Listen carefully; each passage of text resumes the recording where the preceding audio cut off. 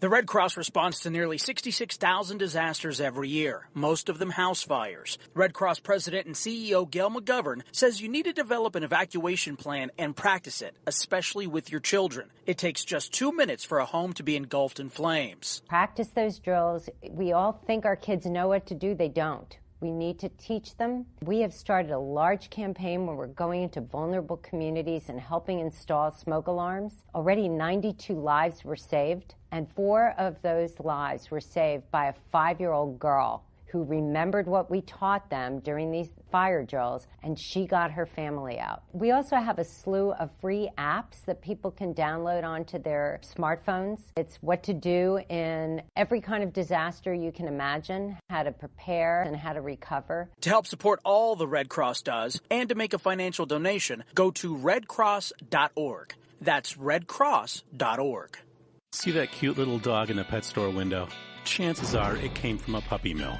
A breeding facility that forces caged, neglected, and often sick dogs to churn out puppy after puppy to be sold for profit. Meanwhile, millions of wonderful, healthy pets end up in animal shelters. This leads to the killing of more than 9,000 by the end of today. But with one simple choice, you can help. Just by deciding to adopt instead of purchase your next pet. Animal shelters are full of amazing pets looking for a home. When you adopt your new best friend, not only are you saving a life, you're taking a stand against puppy mills. When your friends see the smart choice and impact you've made, they adopt their next pet and share with 5 of their friends, who share with 5 more. Before long, thousands get involved. Pet stores stop selling dogs from puppy mills, and even more lives are saved. And with your help, we can save them all. Visit bestfriends.org/puppymills to learn more. It's Thursday night, and you're grabbing drinks with some friends. Started off with a pitcher for the table, which quickly becomes 2. There's pool. And there's the photo booth. All right, everybody squeeze in. Say cheese! Followed naturally by an order of wings. And another. Can we get some extra ranch sauce? Then there's the ceremonial nightcap. So what are we doing this weekend? And lastly, it's back to the car, which, if you're buzzed,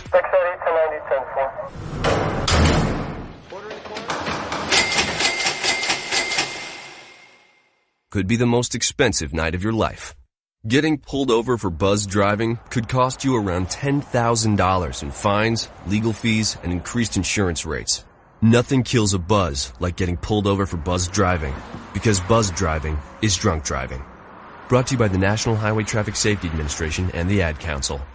Every day, the men and women of the United States Marine Corps demonstrate their commitment to defend the American way of life. Since 1775, we have served our nation as a force in readiness. From combat operations to humanitarian assistance in every corner of the world. No matter where the mission takes us today or wherever our country needs us tomorrow, we always remember the land we call home. As Marines, we take a stand for each other, for our nation, for us all.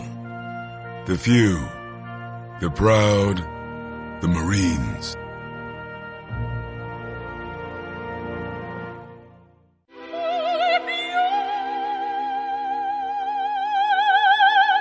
The human voice. It can be sweet as music, powerful as thunder, and so, my fellow Americans, cheerful as laughter. But for millions of people, it can also be a sign of COPD. This serious lung disease can make it so hard to breathe, you often can't catch a breath or finish a sentence, let alone carry a tune. And many who have COPD don't even know it. That's where your voice comes in. If you think you or a loved one have symptoms, talk with a healthcare provider. Early diagnosis can mean better treatments and quality of life. Join us in raising our voices for the millions with COPD who can't. Learn more, breathe better at NIH.gov.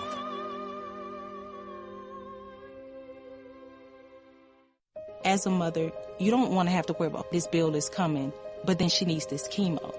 That's a decision you shouldn't have to make. It's a huge burden lifted financially, and so it allows you to give singular focus to your child. I've never known a hospital that takes care of their patients so thoroughly.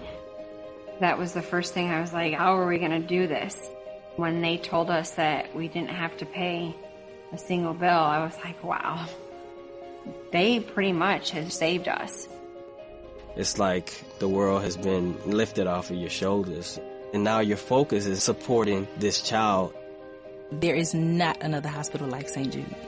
The patient care is unmatchable. It saved my life.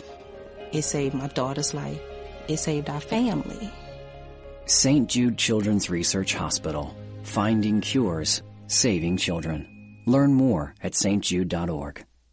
The following program is closed captioned for the thinking impaired. Zinc Media. Feel the power of knowledge.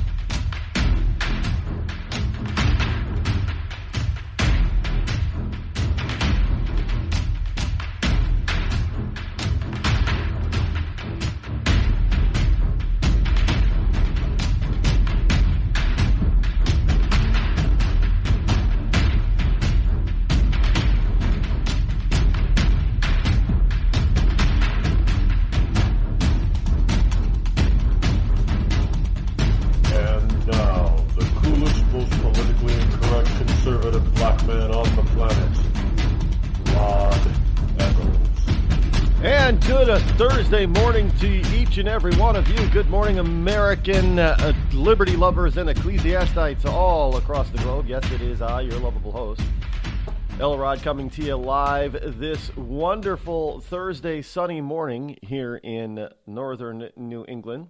Glad that you are here.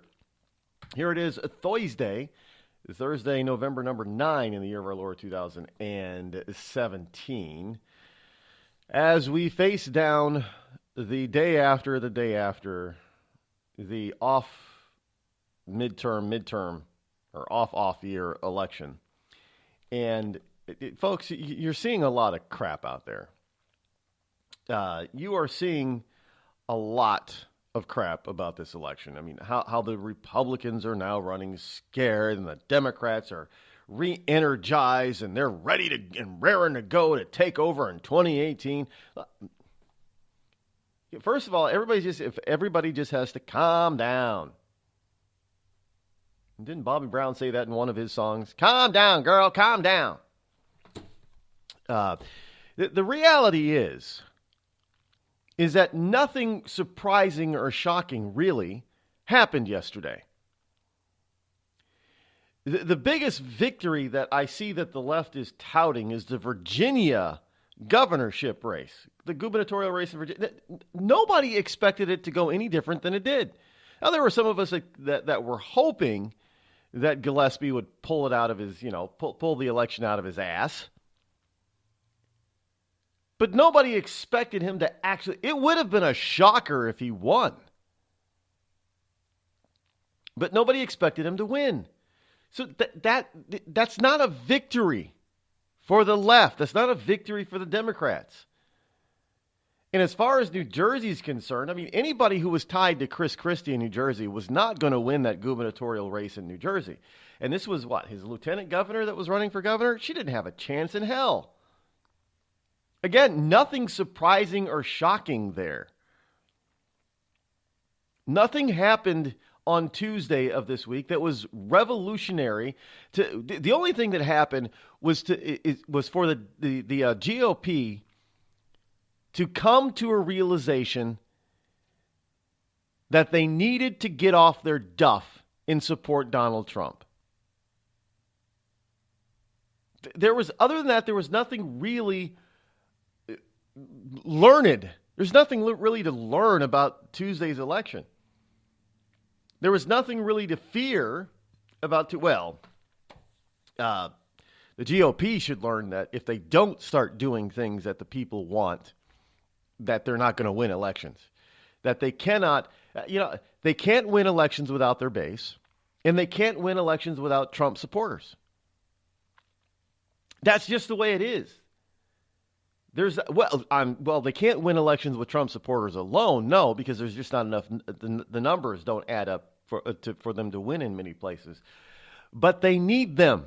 The GOP needs the Trump support. If anything, they should remember Jeb Bush running around talking about that he didn't need to get, the GOP base in order to win the election. Not only did he not win the election, what did he get? He got what? 3? He got less than 5. Five votes. That's it. 5 delegates. That was it. I don't even think he didn't even hit 5. Actually, you know what? My memory serves me correct. He only got 3. So let the GOP understand this. If you are going to be a GOP conservative candidate on a national level, you're going to be senator in Congress or a representative or president, understand something. You are most likely not going to win the office that you are seeking without the Republican conservative base, without getting that vote, and without getting the Trump supporter base. Yeah, it's like, look, the Trumpers, the pro-Trumpers, they're all in like pro-Reaganites. They're all in. There was a few Republicans that sort of dissed Ronald Reagan and survived. John McCain was one. I don't know how that guy survives anything, to tell you the truth. I really don't. I don't understand what Arizona's doing. But normally, if you're looking through history, those people who did not really support Ronald Reagan did not make it through the 80s. They didn't make it. And I think this is what is going to come to pass for the GOP when it comes to Donald Trump. Those who really are, sure, there are going to be those that squeak by or because of who they are, they get to stick around. Paul Ryan is probably not going to go down to defeat anytime soon, unfortunately. Mitch McConnell, unfortunately, is probably not going anywhere unless he wants to. But that does not ring true for much of the GOP in Congress. That's not the way it's going to work for them. And I think some of them realize that, which is why they're retiring, because they know they're not even going to win their own primary, let alone the election. So you're most likely not going to win a national seat in D.C. without your conservative base and without the Trumpers' support. You're not going to.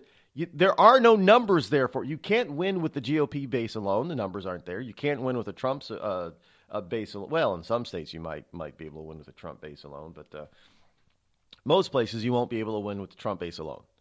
But you won't be able to win without them. That's a guarantee.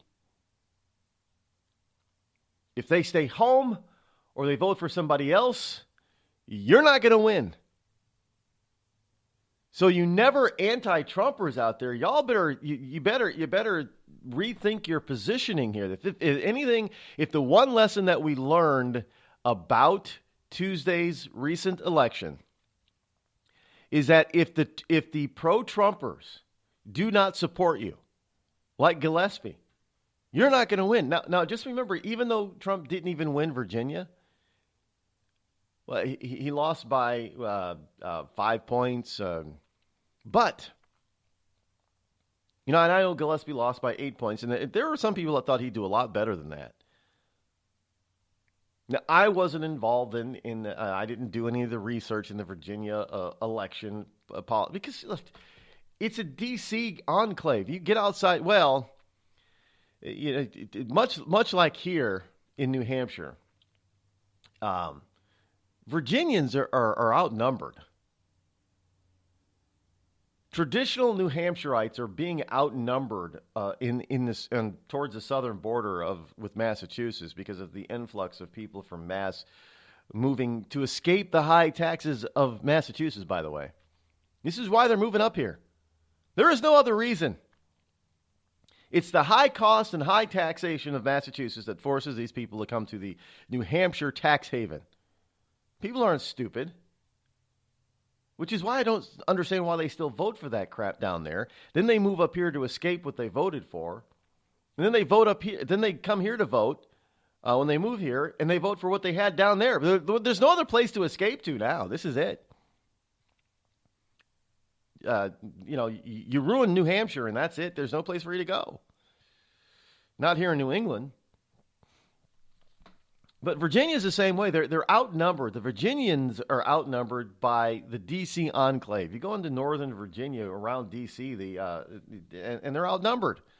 I mean, there are massive numbers of liberal government employees in Virginia, and they outnumber traditional conservative Virginians. And so it's going to take a special person to win, and that to beat a Democrat candidate, and that wasn't Gillespie. For one, Gillespie didn't embrace Trump. Trump was right about that. And I'm reading and listening to a bunch of people who are in Virginia who are Trumpers, who are saying, well, you know what? I didn't even vote. Stayed home. Now, first of all, that's a bad thing to do. I'm not going to ever suggest you stay home. But it was a warning shot telling these people that are never Trumpers, that are anti-Trump, that do not support Trump, they're ticking off the Trump base. Now, Gillespie got 730,000 votes less. I think that's the last number I saw. It was over 700,000 votes less than Donald Trump got.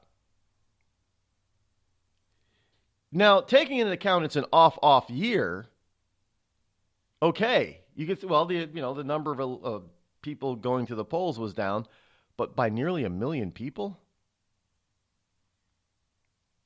That tells you a lot.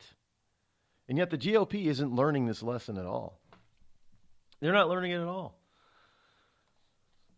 They got trounced simply because not because people don't want more conservative people in public office in D.C. Well, actually, with the D.C. enclave, no, they don't.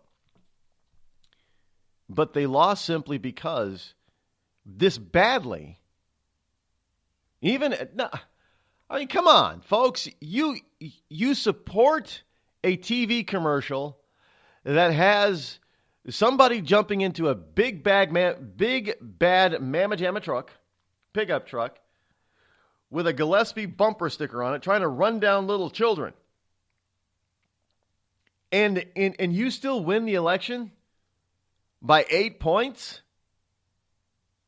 Well, and come on, that tells you a lot, does it not? The GOP really needs to understand that they're in trouble because they're not, and now we're talking about delays in the tax cut. What the hell is going on? I mean, this is just out of hand. This is out of control. I mean, do people... No, folks, I want you to understand something. I am not advocating that we do not support GOP candidates. Not because the alternative is the Democrats win. And they're far worse than any GOP candidate. But I understand that people are sick and tired of voting for the lesser of two evils. They want a candidate that is going to do what they promise and do what they want them to do. What was it? Over the weekend, I had a brief conversation. I don't try to talk politics on the weekend, but had a brief conversation with somebody. And I forget who we were talking about.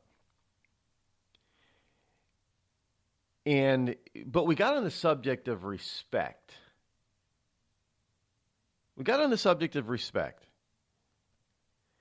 And I used a sitting senator's name. And he said, well, don't you mean senator? I said, no,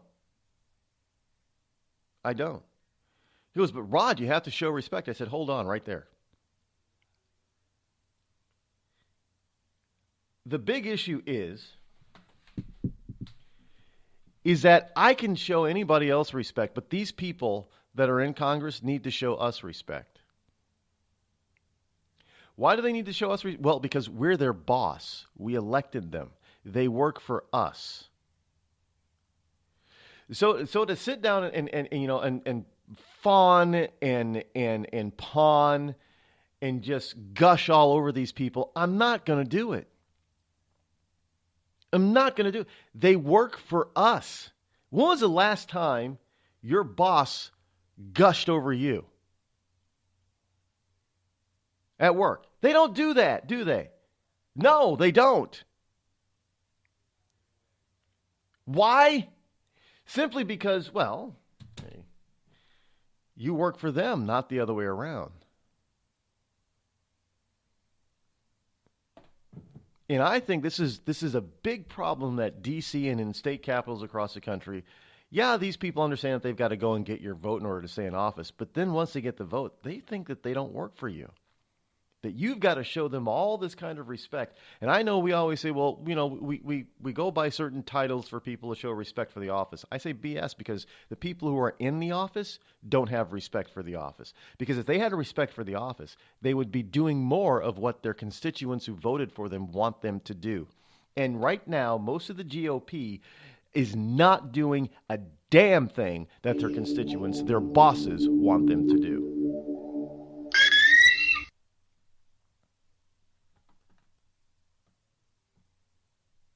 You're listening to me, your lovable host, Rod, here on the Rod Eccles Show.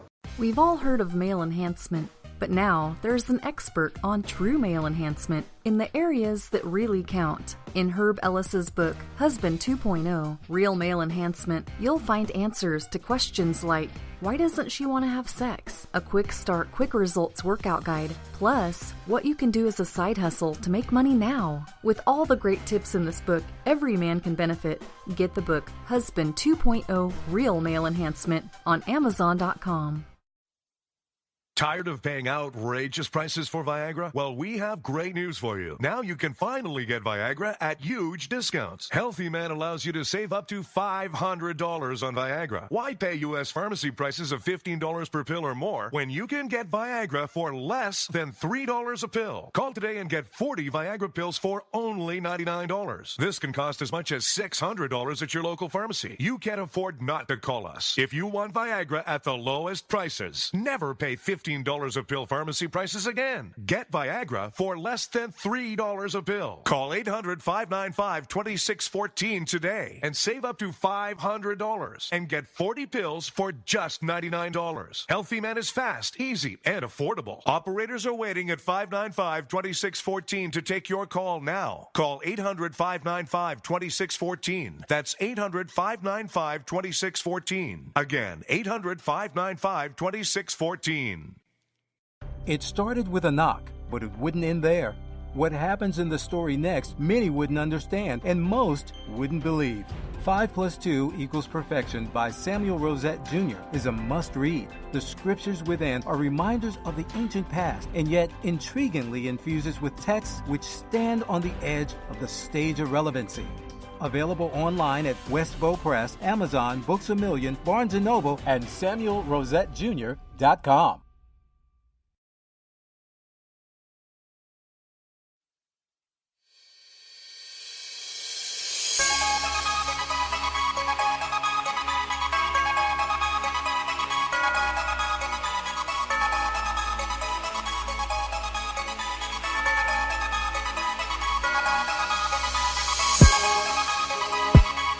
Welcome back. I don't know why. Well, I do know. I mean, look, there's a lot going on in the swamp, and this is why Trump.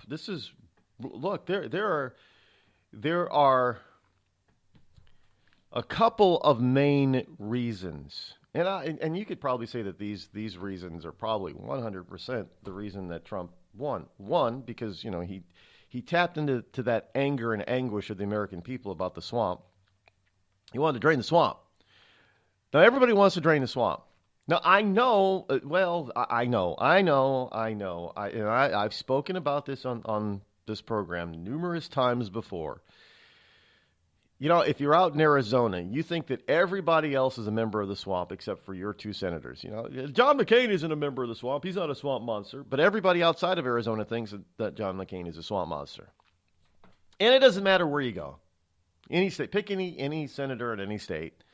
And the people within their state don't necessarily believe that their senator is a swamp monster. But they believe every other senator is. So that's a problem. You know, it's well, my guy's not the problem. Your guy's the problem. That's what goes around. Understand, almost all of them are the problem. There's not a single one of those people in Washington D.C. right now that has served at least 2 terms. If they've served 2 terms or more, they don't deserve to go back. They're swamp creatures. I don't care who they. I don't even care if it's Rand Paul. Do y'all understand this? The United States Congress was not meant to be a career position. It's not meant to be that way. I know we don't have term limits, and folks, you know, I agree. I've come around to my thinking, you know, a while ago that we should have term limits, but get off your high horse. You're not going to get them. You are not going to get these people to vote for a system and rules that force them out of a cushy job. Get over it. It's just not going to happen, especially if you keep electing these same people. I mean, I find it amazing. I listen to people, Congress needs term limits. Well, who'd you vote for? Oh, I voted for, for this person. Oh, okay, so they've been in there this is their 6th term in the Senate. Well, yeah, because, you know, we needed our side to win. But did you vote for him in the primary? Yeah. But he's already told you he's not going to even come across and vote for any term limits. So why do you keep voting for him? It's amazing to me. I don't know. Maybe it's just the human condition. I have no idea where logic goes when people step into the voting booth. I really don't. We want change in D.C. Okay, then stop voting for the same person then. Well, my person's not the problem. Really? How do you figure? I don't care if they're in the Senate or if they're in the House. If they've been there 2 terms or more, it's time for them to go back home to the private sector. Plain and simple. That's the problem. The swamp isn't the swamp by accident. The swamp is the swamp because the American people allowed the swamp to fill up and to engorge and enlarge itself. Now, I'm sorry. I hate to point fingers, but it's we the voters' fault. Plain and simple. Nobody else's. You know, we can complain, well, they've got all the power on the inside. Well, you know, we are the ones that elected them. Kind of like on a state level. You live in a high-tax state, and now you're complaining because the federal government, on the federal level in the tax bill, they want to reduce or remove the ability for people to deduct their state taxes that they're paying off their federal taxes. Well, why you complain? It's your own damn fault that you're in a high tax state because you voted for the jerks who voted to increase your taxes at such a high rate. It's kind of like people living in New York City complaining that they don't get to write off their New York State and city income taxes because on their federal return. Well, that's a tax increase on me. Do you know how much my taxes are? Well, did you not vote for all those people? Well, yeah, but nothing. I'm just saying.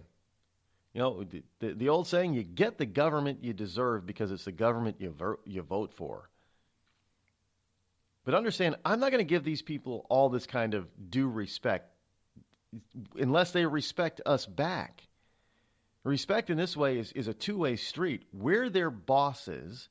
They work for us, not the other way around. And it's about time we started forcing these people to understand that. And if one way to get them to understand is by having them respect us more than we respect them, by not always calling them by their Mr. Senator, Give me a break.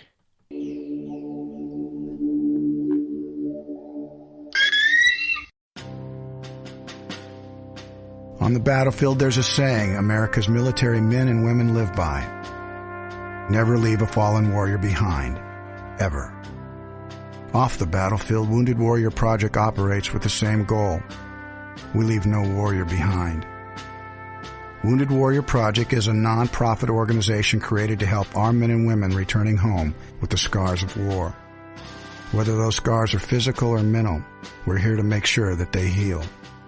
And whether it's helping those with post-traumatic stress disorder live a normal life again, or giving much-needed support to injured warriors in veterans' hospitals. Because no one deserves our help more than the men and women who risk their lives to keep us safe. Wounded Warrior Project. We never leave a fallen warrior behind. Ever. Learn more about what we do at woundedwarriorproject.org. Think fast. In the short time it takes to listen to this message, a small flame can turn into a big fire. Several minutes more, and thick, poisonous smoke may have filled your lungs and reduced your ability to respond. Give it 5, and your entire home may be filled with flames. Keep breathing. We've got you. Don't let your world go up in smoke. Have working smoke alarms and practice an escape plan for you and your loved ones. Learn more at usfa.fema.gov, because fire is everyone's fight.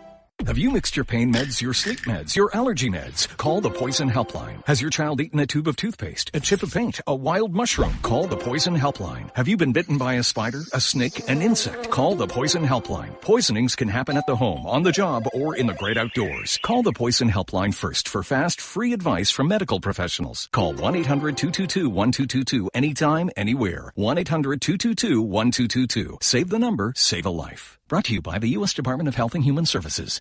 Hi, I'm Hillary Duff. As a mom, I'm proud to support the March of Dimes in helping more women have full-term pregnancies and healthy babies. That's why I walk in March for Babies. The money we raise funds research and local programs that help babies overcome the challenges of premature birth and birth defects. Sign up today at marchforbabies.org. Together, we can help make healthier babies possible for thousands of families. It's pretty amazing when you consider that 7 years ago, we didn't have the treatments we have now. We cure 80% of children with cancer. Go back 50 years, we were curing 20 to 30%. This is the miracle story of modern medicine. We understand what makes this cancer tick. And of course, without donors from around the world, this just couldn't happen. There's one thing we're focused on, and that's beating this thing. St. Jude Children's Research Hospital. Finding cures, saving children. Learn more at stjude.org. It's Thursday night, and you're grabbing drinks with some friends. Started off with a pitcher for the table, which quickly becomes 2. There's pool. And there's the photo booth. All right, everybody squeeze in. Say cheese! Followed naturally by an order of wings. And another. Can we get some extra ranch sauce? Then there's the ceremonial nightcap. So what are we doing this weekend?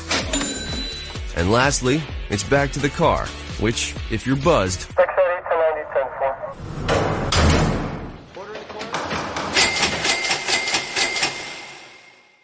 could be the most expensive night of your life. Getting pulled over for buzzed driving could cost you around $10,000 in fines, legal fees, and increased insurance rates. Nothing kills a buzz like getting pulled over for buzzed driving, because buzzed driving is drunk driving. Brought to you by the National Highway Traffic Safety Administration and the Ad Council. America's wounded warriors are coming home. After serving on foreign shores, these brave men and women are returning to their families and communities. Many have wounds you can see, and many have wounds you can't see, like post-traumatic stress disorder. Now that these warriors are back home, they are ready to enter the civilian workforce. To help, Wounded Warrior Project has developed the Warriors to Work program, a career counseling service that helps warriors translate their military experience to the civilian workplace. These extraordinary men and women bring proven world-class job skills and a unique perspective on teamwork to the job. And to ensure the right warrior finds the right job, Wounded Warrior Project works with employers to find just the right match. When you hire a wounded warrior, you hire an intelligent, talented, and committed new employee. contact Wounded Warrior Project at findwwp.org. Welcome home the brave. You're listening to The Rod Eccles Show. Let truth be told.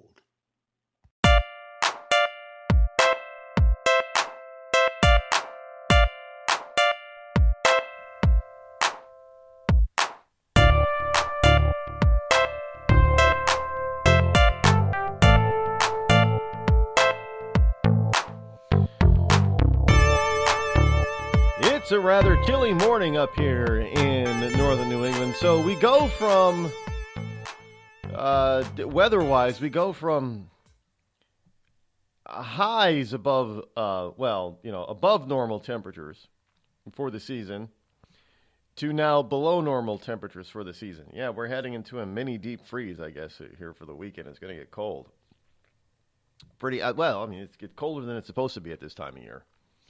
Whatever normal is, you know these people, they have their whatever they say. No, hey, it should be 50 degrees. I love this. When you're watching the weather on news and they say, well, normal temperature is 50 degrees, right in the dot. It's 50 degrees. So if the temperature is 52, well, it's slightly above normal. Really? So the normal temperature. So we know for a fact that the normal temperature for this day is supposed to be exactly 50 degrees. Not below. Because it's 48, then it's below normal. If it's 52, it's above normal. This is a bunch of BS. Does anybody stop and think, I look at this stuff all the time and I think, what is normal when it comes to weather? What is it? Nobody knows. We don't know for sure because the weather and weather and climate is not the same thing. Yes, they are. They're tied together. I love the liberal left. They love doing this. They love playing word and mind games on this stuff. Hey, look, the temperature. We're not heating up. The temperature is down. Oh, that's just the weather. Weather and climate aren't the same. When did they separate? Did they have a divorce? Oh, I'm sorry. Did the weather and the climate have an unconscious coupling? Or is it a conscious coupling? I don't know. What the hell did Gwyneth Paltrow say? Conscious coupling, uncoupling. Did the weather and climate have a conscious uncoupling? So they're no longer the same.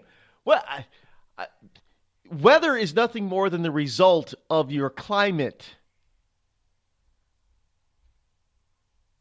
If you've got a climate that produces wet, rainy weather, then systems, then you're going to have wet, rainy weather.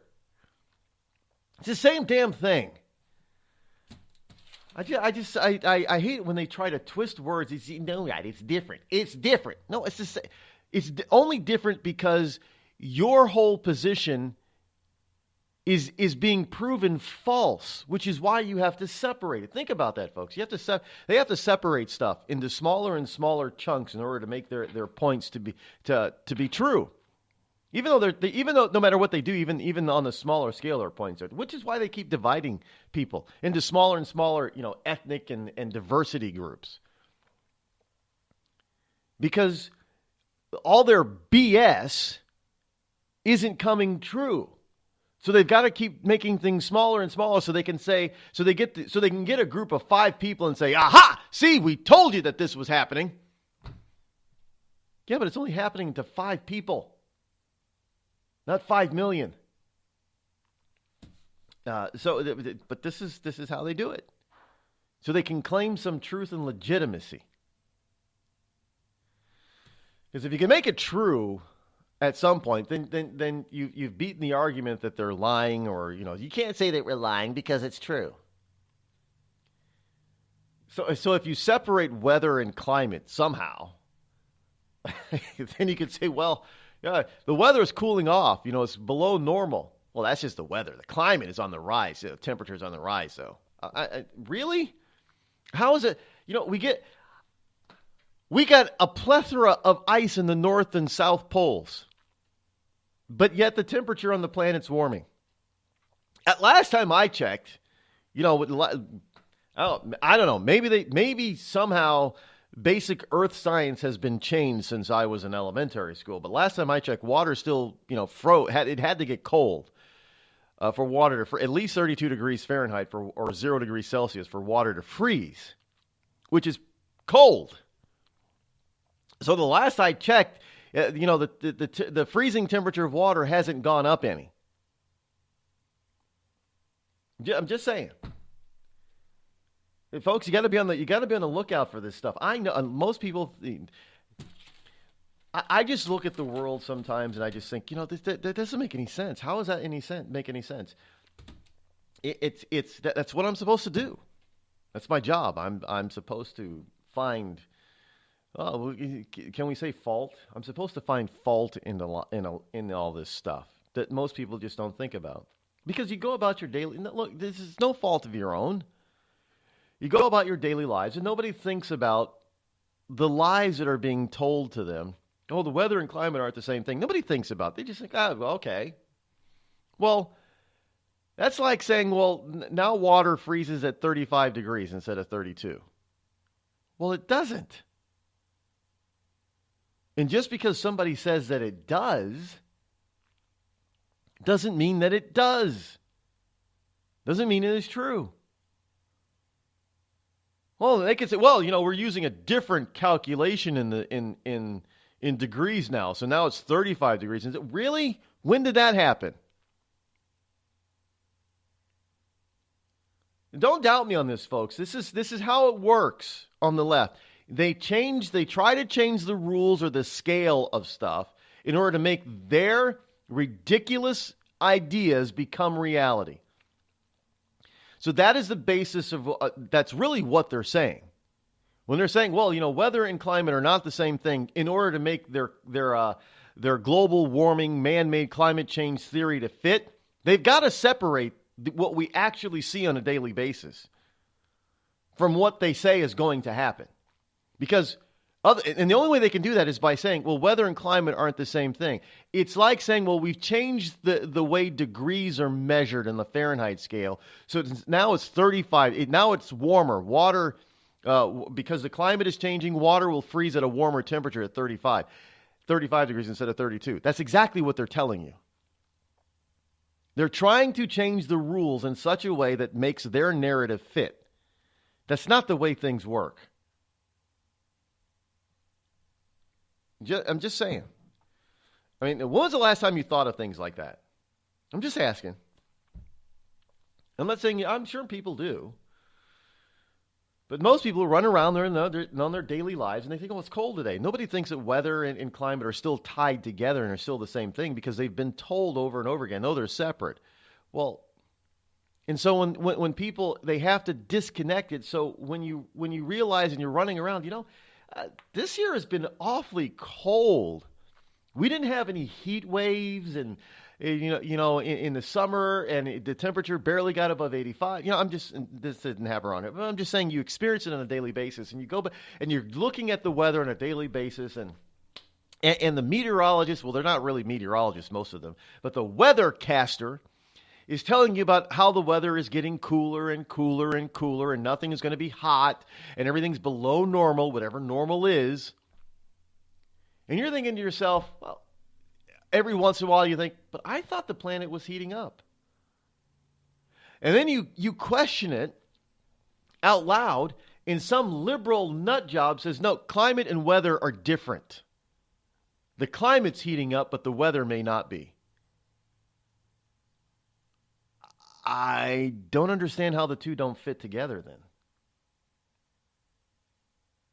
So you're telling me on one scale, let's just use the normal rate for a second here.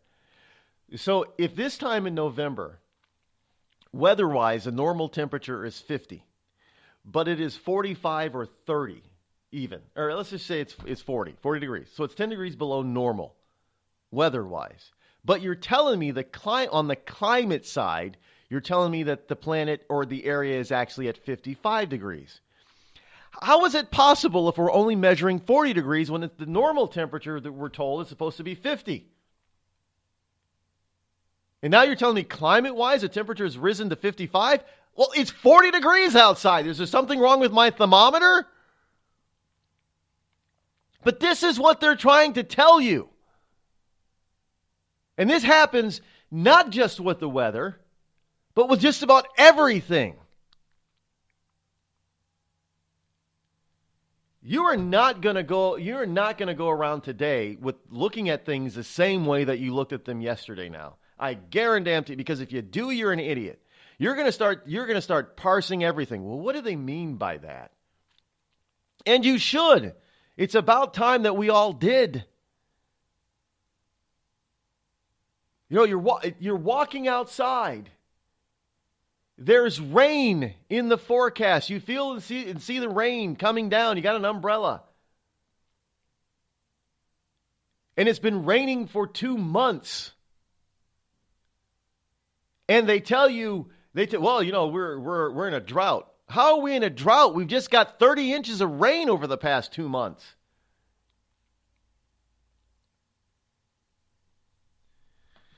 You got a flood watch, but you're still in a drought.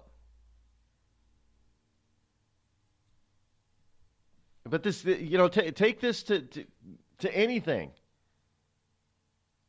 Anything that liberals wanted to, hey, Obamacare. Hey, you know, we've got to keep Obamacare because people love it. Because look at all the people that are joining it. Well, the cost has like doubled for some people. Oh, it hasn't really doubled. You know, the cost of healthcare has nothing to do with Obamacare. Obamacare is not the same as healthcare. Really? When did you separate that? When did that how is that separated? But frankly, this is what they're telling you now, by the way.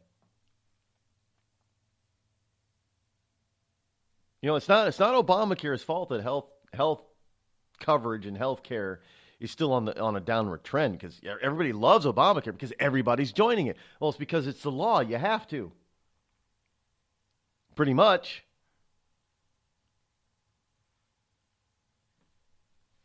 So, I mean, just think about it, folks.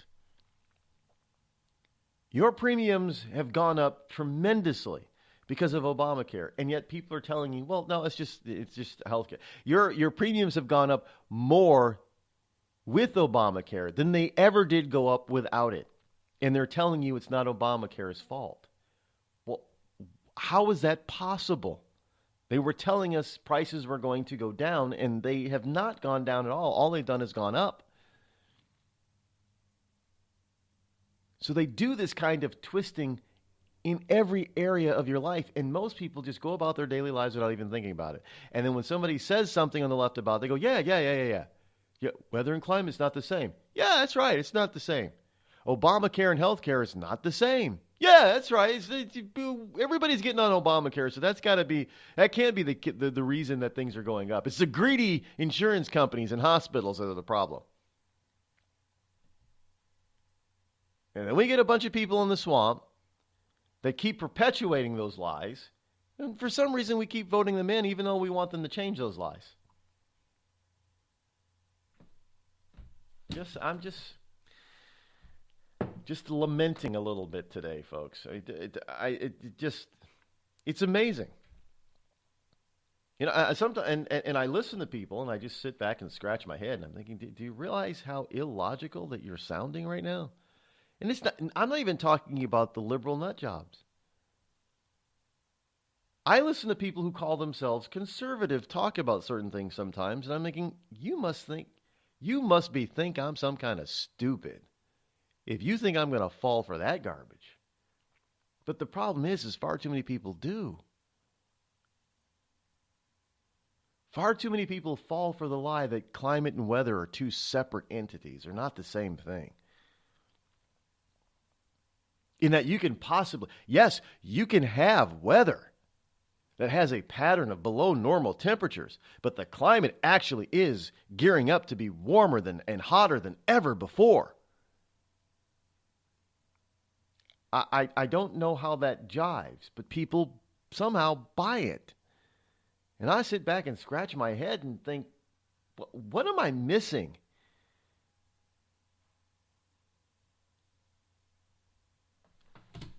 You know, if we had a choice of living living on different planets. If I had to, I hope to God that we do get to live on and somehow colonize Mars and make Mars more habitable.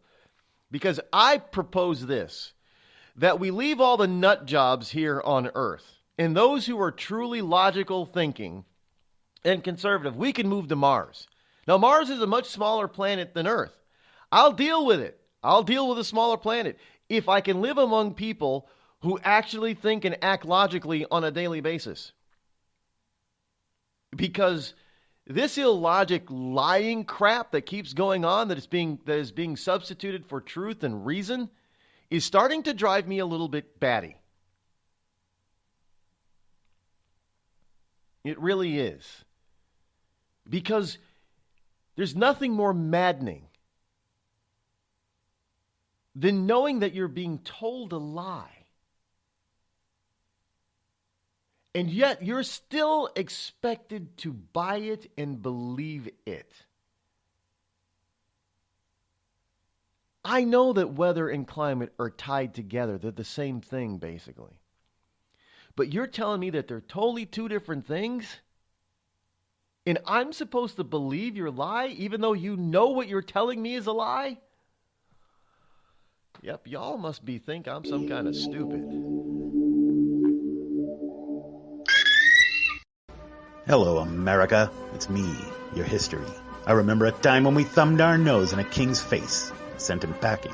And when fascists and emperors talked a little bit too loud, we showed up, tore their cities to the ground, and then rebuilt them just to prove we could. We put men on the moon, we won a Cold War, and we elected fearless leaders who led fearless people. What the hell happened to you, America? Back in my day, we didn't elect a big-eared community organizer. We punched him in the kidney. Maybe it's time you came home, America. Home where you belong.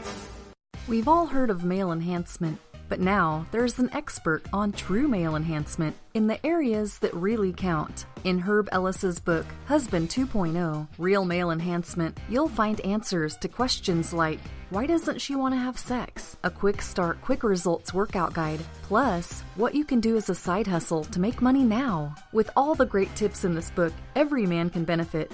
Get the book, Husband 2.0, Real Male Enhancement, on Amazon.com. Tired of paying outrageous prices for Viagra? Well, we have great news for you. Now you can finally get Viagra at huge discounts. Healthy Man allows you to save up to $500 on Viagra. Why pay U.S. pharmacy prices of $15 per pill or more when you can get Viagra for less than $3 a pill? Call today and get 40 Viagra pills for only $99. This can cost as much as $600 at your local pharmacy. You can't afford not to call us. If you want Viagra at the lowest prices, never pay $15 a pill pharmacy prices again. Get Viagra for less than $3 a pill. Call 800-595-2614 today and save up to $500 and get 40 pills for just $99. Healthy Man is fast, easy, and affordable. Operators are waiting at 595-2614 to take your call now. Call 800-595-2614. That's 800-595-2614. Again, 800-595-2614. It started with a knock, but it wouldn't end there. What happens in the story next, many wouldn't understand, and most wouldn't believe. 5 + 2 = Perfection by Samuel Rosette Jr. is a must-read. The scriptures within are reminders of the ancient past, and yet intriguingly infuses with texts which stand on the edge of the stage of relevancy. Available online at Westbow Press, Amazon, Books A Million, Barnes & Noble, and SamuelRosetteJr.com. This is Free America broadcasting on the Rod Eccles Show with a message to all patriots trapped behind the lines in California, New York, Boston, and Chicago. Don't give up, true lovers of America. Even as we speak, moves are being made to drive the invaders back to the land from which they came, defeat the would-be dictators, and lift the chains of tyranny from around your neck. Stay strong. Stay brave. You're not forgotten, and you're not alone. Until next time, patriots, this is Free America signing out.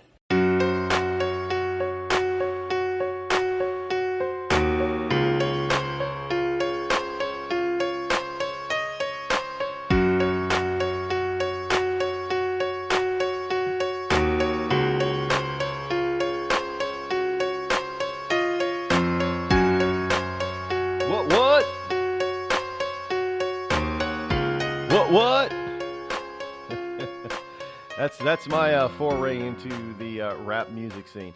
Hey, did you hear what happened? This is now making national headlines, and we're told, "But hey, you're more secure than ever."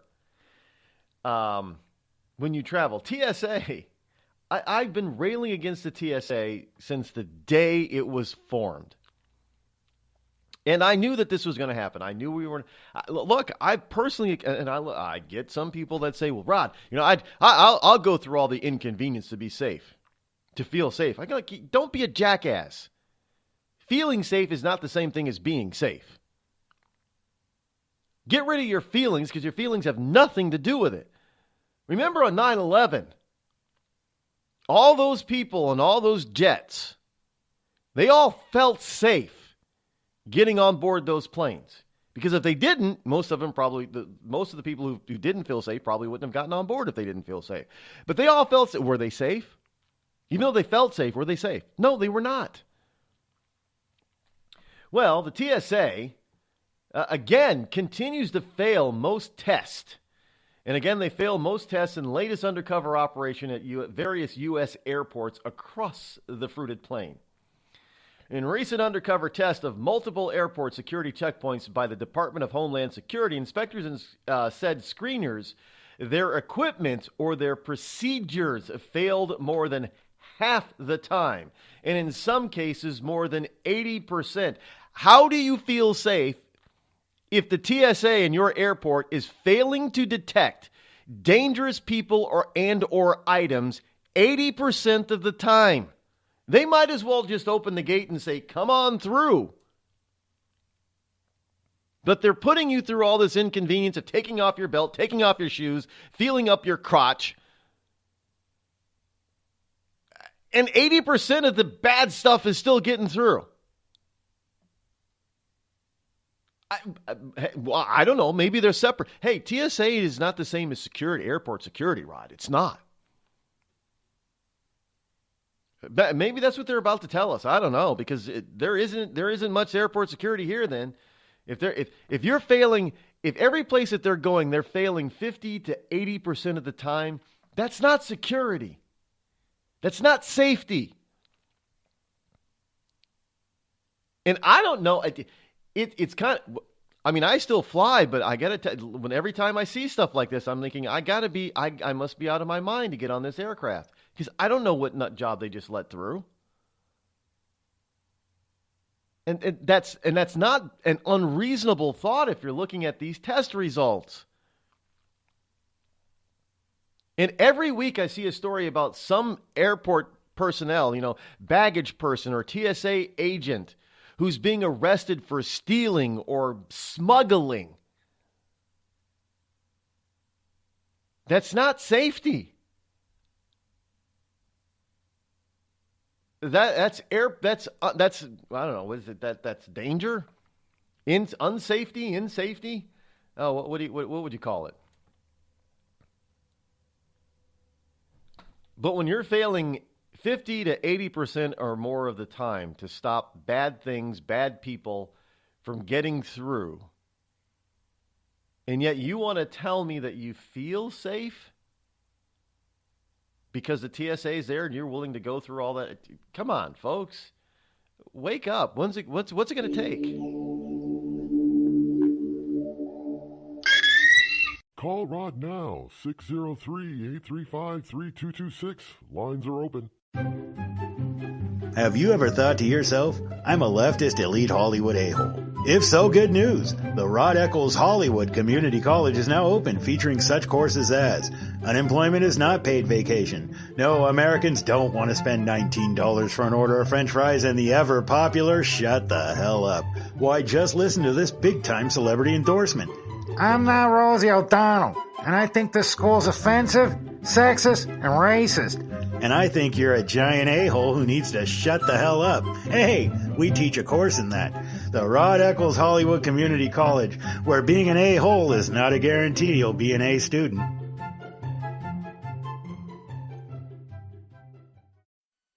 I considered suicide so I wouldn't put my family through all the pain. Many of our warriors are returning home from the battlefield, only to face a new war as they struggle with devastating injuries. At Wounded Warrior Project, we understand. We're there to help. Even though you think you're broken, you're not. It's the physical and the emotional healing that Wounded Warrior Project provides. With a gift of just $19 a month, you can join Wounded Warrior Project. You'll help provide critically needed programs and services that rebuild lives. Beautiful. There you go, buddy. The ongoing needs of our wounded and their families will continue for many years to come. Now is the time to show your support. Call now or go online with your gift of just $19 a month, and we'll send you this Wounded Warrior Project blanket. It made me feel that there's people out there that care about us. After this event, we can finally maybe start to heal as a family and move forward. We need your help. The families are hurting.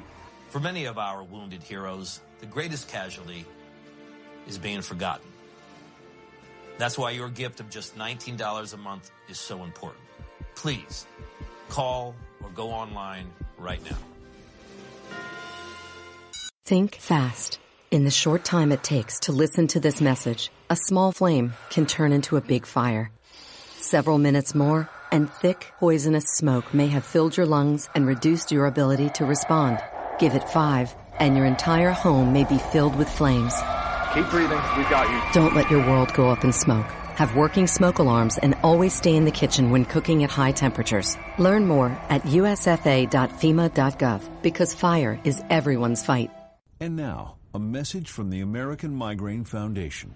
It's an absolute nightmare. I was terrified. It was like your head's gonna explode. Migraine is a disabling disease. Just all of a sudden couldn't see. Migraine has ruined my life. Absolutely terrifying. There's pain that does not stop. It's a throbbing, pulsing, banging, hammering feeling in your head. 36 million Americans suffer. I started getting migraines around 5 years old. Just takes over everything. I feel trapped by migraine. It hurts like my head's gonna fall off. And the whole world around you stops. My world has gotten small. You feel like the world's closing in on you. There's nothing you can do. I had spent a year housebound. It's like you're trapped in your head. There's no escaping it. You can't leave your body. Don't suffer alone. Make your move against migraine. Visit AmericanMigraineFoundation.org to find help, learn more, and get connected. It's Thursday night, and you're grabbing drinks with some friends. Started off with a pitcher for the table, which quickly becomes 2. There's pool. And there's the photo booth. All right, everybody squeeze in. Say cheese! Followed naturally by an order of wings. And another. Can we get some extra ranch sauce? Then there's the ceremonial nightcap. So what are we doing this weekend? And lastly, it's back to the car, which, if you're buzzed,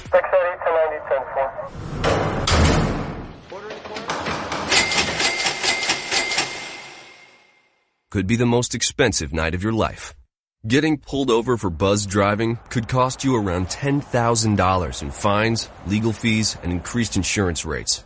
Nothing kills a buzz like getting pulled over for buzz driving, because buzz driving is drunk driving. Brought to you by the National Highway Traffic Safety Administration and the Ad Council.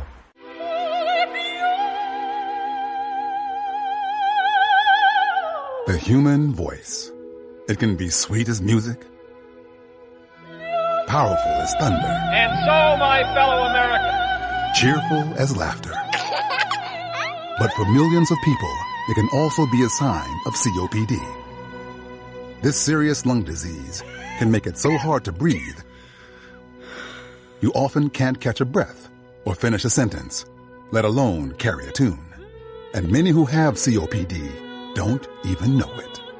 That's where your voice comes in. If you think you or a loved one have symptoms, talk with a healthcare provider. Early diagnosis can mean better treatments and quality of life. Join us in raising our voices for the millions with COPD who can't. Learn more, breathe better at NIH.gov.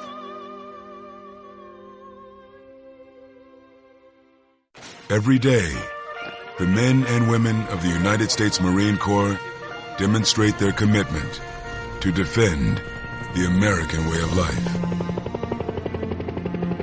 Since 1775, we have served our nation as a force in readiness. Get some rear security. From combat operations to humanitarian assistance in every corner of the world. No matter where the mission takes us today, or wherever our country needs us tomorrow, we always remember the land we call home. As Marines, we take a stand for each other, for our nation, for us all. The few, the proud, the Marines.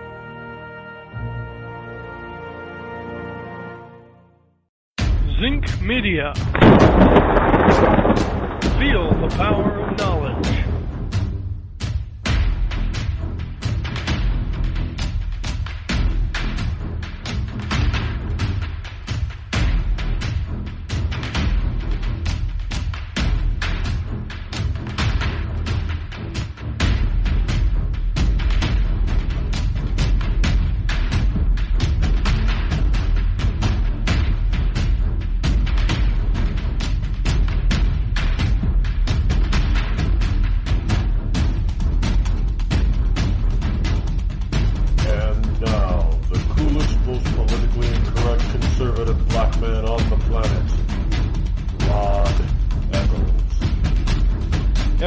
Experiment. I don't know if I can do it on the air, though. It's probably, well, the other day, was it?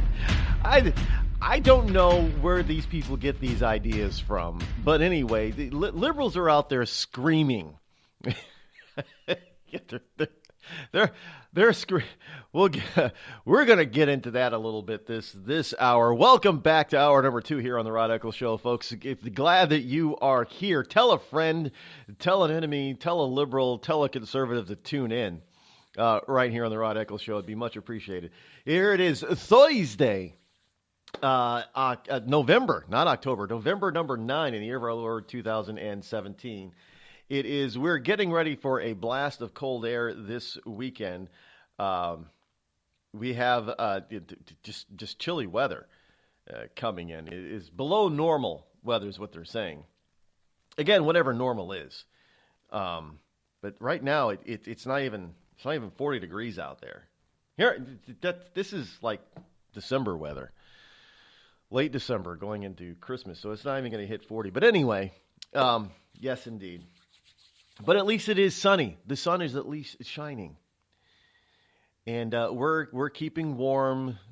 Most people, I think it's 99.9% of everybody who lost their power to a storm, last weekend? Well, not this past weekend, but the weekend before, has got their power back. So just a few people scattered throughout the state. Yeah, we were kind of like Puerto Rico there for a little bit. Puerto Rico is still, they're still struggling. Literally, what they're having to do in Puerto Rico, from what I understand, is basically rebuild their entire electric grid, because it was that outdated and antiquated to begin with, and the storm that blew through just tore everything apart, and so that now they're literally I guess they were starting to piece together things, but realized the piecing wasn't going to. They just had to rebuild stuff, so. There's a story here that says FEMA is now offering to airlift citizens to the mainland who want to go. They're going to empty the island. They're trying to empty the island now. Yeah, I've been to. Well, I mean, briefly, I've been to Puerto Rico. It's a beautiful place. Gorgeous. And as I've mentioned before, I know Puerto Ricans are Americans. They're American citizens. They're natural-born Americans. But I got to tell you, the American pride that I saw down there in Puerto Rico was just redonk. American flags were everywhere. And not just in the tourist area. Because my mother and I, we walked around a little bit, and we got outside of the tourist area, and there were still flags everywhere. Now, you would expect to see a lot of Puerto Rican flags. No, there were not a lot. There was a few, but there were far more American flags. Because these people, they actually believe that they're Americans and they're proud of the country that they're a part of. Believe it or not, they are. And trust me, I've seen them and heard them. They will remind immigrants, be they legal or illegal, that they are natural-born citizens and that they will ship them back. I've heard a Puerto Rican tell a Mexican, a legal Mexican immigrant, that. He goes, oh, hey, I'm a citizen. I'll ship your ass back to Mexico. I'm serious. Puerto Ricans, they're proud to be American, man. They really are. Even though if they don't vote to be a state, which I think they just recently did, they're very proud to be Americans. Make no mistake about it. Which is really kind of funny because they're more proud to be Americans than some of these white liberals are. Isn't that funny? You got an ethnic group of brown-skinned people. Now, let's face it, Puerto Ricans are not Northern European pale white. They're not. They're proud to be, but they're told that they should hate America. But they're proud to be American, man. They don't hesitate to tell you that. And yet, you got these liberals running around out there. Was it yesterday? I guess was yesterday the National Day of a liberal screaming at the sky. How is that work? That's why I was saying I should try to do an experiment here to see if that works. But I don't know if it would go over well over the air. So this anti-Trump wave, these anti-Trumpers, these never-Trumpers, we're out yesterday in various places across the country screaming at the sky.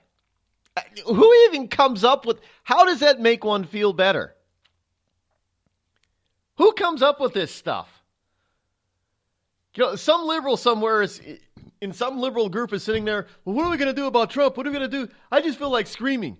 Yeah, that's what we'll have a national scream at the sky day. That'll make everybody feel better. So I guess there was nobody around. I didn't hear any screams around here. Did you hear any screams where you were? I'm just curious. I didn't hear any scream at this. Oh, I can't help but laugh at these people. So they actually congregated in certain cities across this country of ours, and how long did they do this for?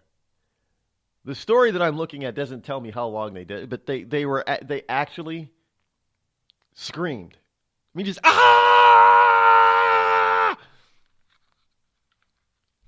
What is it? What exactly is that? I mean, everybody.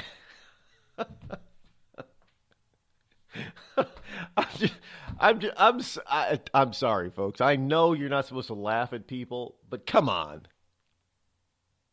Come on. This is not reality. These people do not understand reality. Well, hey, they must believe in this whole, ask the universe stuff type of thing. If you send energy into the universe will respond and send you energy in kind. Well, if you're going to scream up into the sky at the universe because of Trump, won't the universe respond by screaming back at you? Sending you, I guess, send you screaming energy. Isn't that what the whole thing, that whole book series and video program, The Secret's about? Asking the universe for, being positive. Send positive unity out into the universe, and the universe will respond by sending you the positive energy back, so you can become successful at whatever your venture is. Yeah, I've seen it. I've gone through that whole secret stuff and the secret wannabe stuff. By the way, that's not new. I mean, what's the author's name of The Secret? Some Australian. She didn't come up with something new. She just repackaged something that's been around for centuries. A metaphysical thought and philosophy that's been around for centuries. She just repackaged it And everybody thought it was something new that she discovered. Oh, she discovered, this is so awesome. And she made millions off of that stuff and continues to make millions. I'm fascinated by that. I really am. I'm fascinated by how people are able to repackage stuff and make it seem like they discovered this secret. And people just fawn and fall over themselves to go buy it and give up their hard-earned cash for it and make these people richer than they ever thought they were really, which makes them believe in their BS even more. Now, I'm not saying that the philosophy behind the secret is BS, because it's not. It's in the Bible, actually. Christ said, you have not because you ask not. So basically, that's all the secret is. There's a secret. There's a secret to the secret. There is no secret. But she repackaged it and named it, and people went gaga for it. Not Lady Gaga either. But anyway, so I guess this is what these people are thinking that they're doing, is that they're following this. But if they're doing that, they're following the secret. These are the same kinds of people that would help make the secret so profitable. So and they believe in all this alternative. These liberals, they're into alternative religions and thought processes and all that kind of stuff. So they don't know that they're sending negative energy out into the universe. Well, I mean, if this is true, if the universe really doesn't understand a negative, in that it'll deliver the negative as if it were a positive. In other words, if these people are thinking, well, we don't want Trump, and the universe is going to think, well, they want Trump.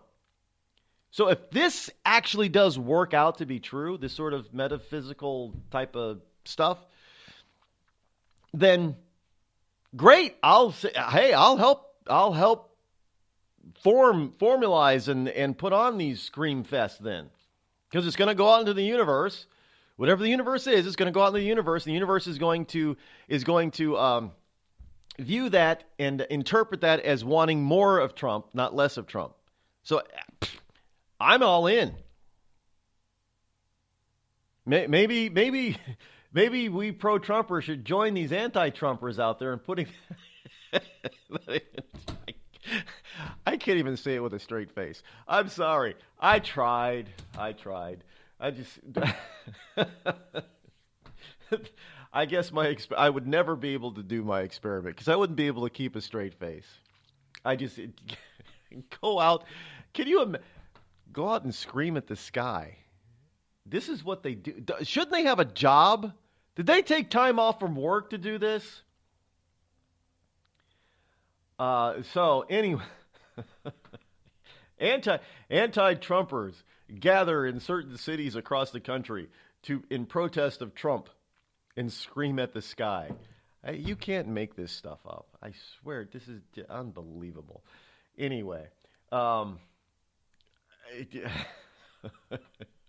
can't. I got to drop this. I can't go on. By the way, did you see, speaking of Puerto Ricans being staunch pro-American Americans, did you get this story?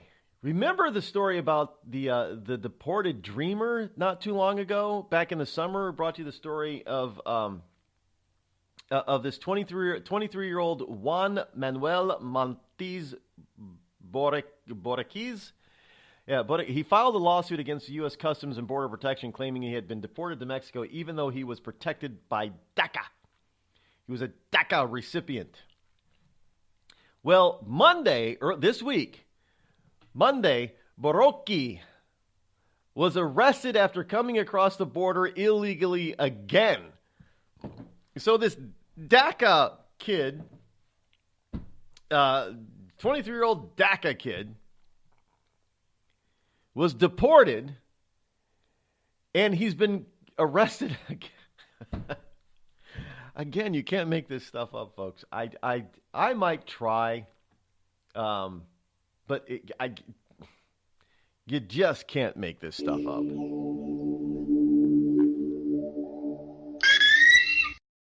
Your You're listening to the Rod Eccles Show, the coolest, most politically incorrect, conservative black man on the planet.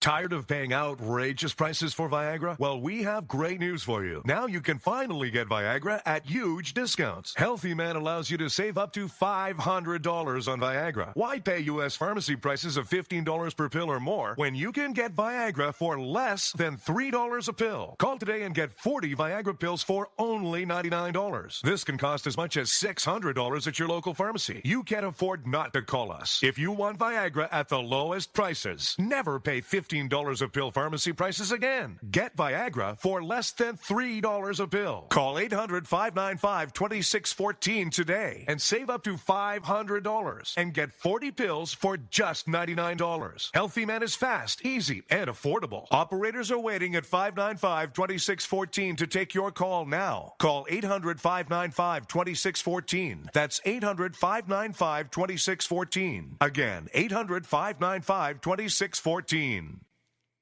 We've all heard of male enhancement, but now there's an expert on true male enhancement in the areas that really count. In Herb Ellis's book, Husband 2.0, Real Male Enhancement, you'll find answers to questions like, why doesn't she want to have sex? A quick start, quick results workout guide, plus what you can do as a side hustle to make money now. With all the great tips in this book, every man can benefit. Get the book, Husband 2.0, Real Male Enhancement, on Amazon.com.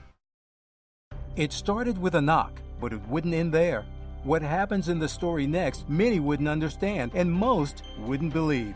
5 + 2 = Perfection by Samuel Rosette Jr. is a must-read. The scriptures within are reminders of the ancient past, and yet intriguingly infuses with texts which stand on the edge of the stage of relevancy. Available online at Westbow Press, Amazon, Books A Million, Barnes & Noble, and SamuelRosetteJr.com. You know, a couple of weeks ago, a long-haired young person came into our bank and said to me, I bet you won't lend me money to buy an electric guitar. Well, he was making $100 a week, and he was over 18, and I said, I bet you I will lend you money to buy an electric guitar. And I did. So what happens? The punk gets busted for possession of dangerous drugs, and we're out $350. There's one thing about kids nowadays. You don't have to give them credit. Universal Bank. We trust you. About as far as we can throw you.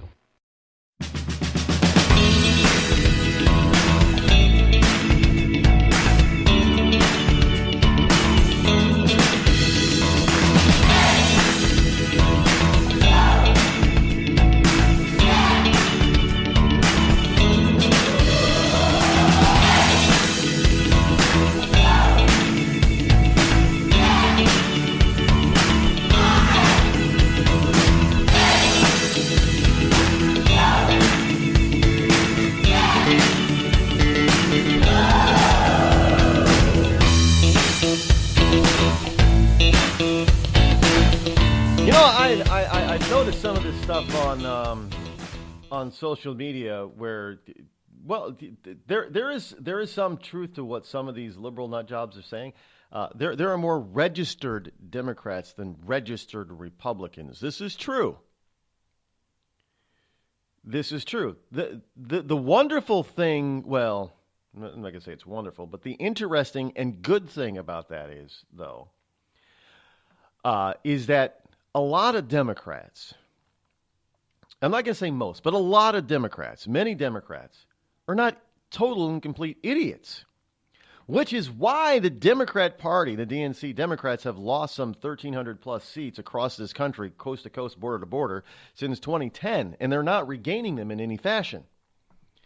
Because even those who are registered Democrats, they're not stupid. They're not totally ignoramuses.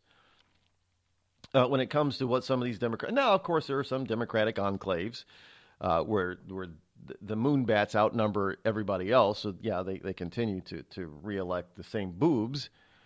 But in other enclaves where the moonbats are outnumbered by halfway sane people who just happen to be registered Democrats, the moonbats aren't winning.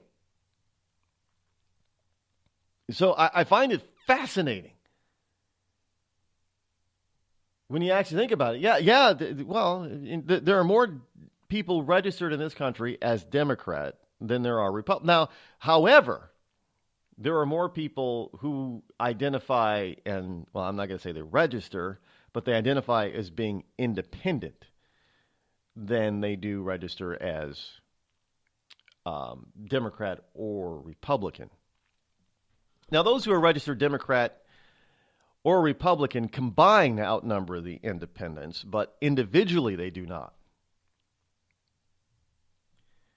So, I mean, the majority of registered voters have a party affiliation.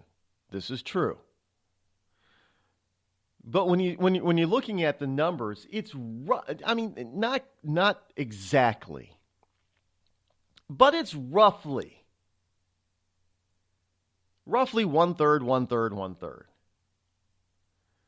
The biggest third, and I'm just looking at some data here. The biggest third seems to be the independents.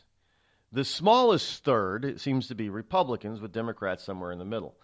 Now, is it exact? No, it's like 35% and 32% and 30% or something like that. But you get the gist. It's about a third.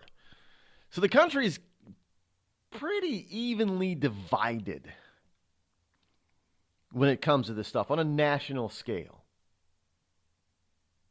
I mean, it's not exactly divided down one third, 33.33, 33.33, and 33. It's not that, but it's pretty well evenly divided. So if a person is running for a particular office within their district, it would behoove them to understand that they need to do what?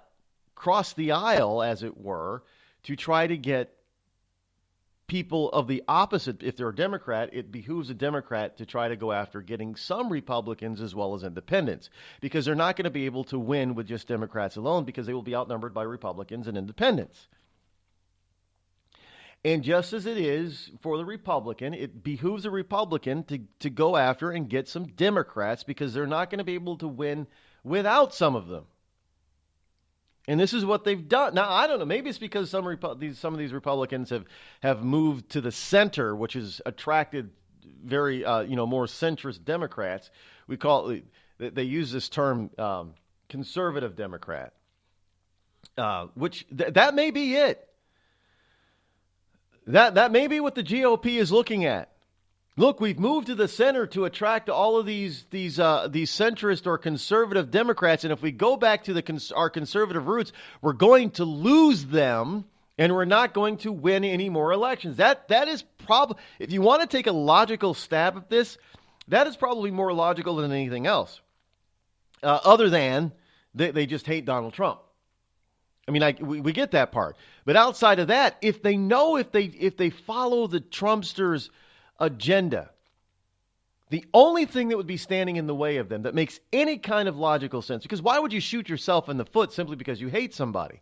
That doesn't make any sense. There has to be another reason. Now, the only other reason I can logically think of is that maybe they think that they got a number of so-called conservative Democrats to vote for them. So if they move back towards the right and adopted truly conservative principles again, they would lose those conservative Democrats because it would be too conservative for those Democrats. That would be the only logical explanation. It would be false, but it would be the only logical explanation. So, I mean, because honestly, yeah, you could be desperately, have desperate hate for Donald Trump. But would you really shoot yourself in the foot and lose power and lose your position and lose all that money simply just to make sure that this guy doesn't get reelected? The swamp is not that selfless. That would mean that these people have character. And they don't. They're not that selfless.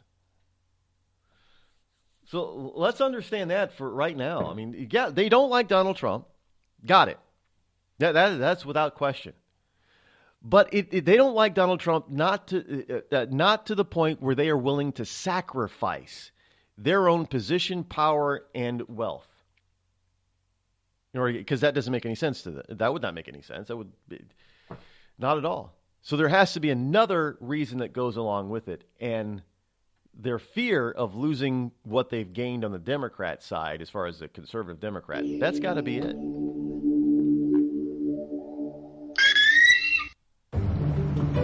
Dad, we need to talk.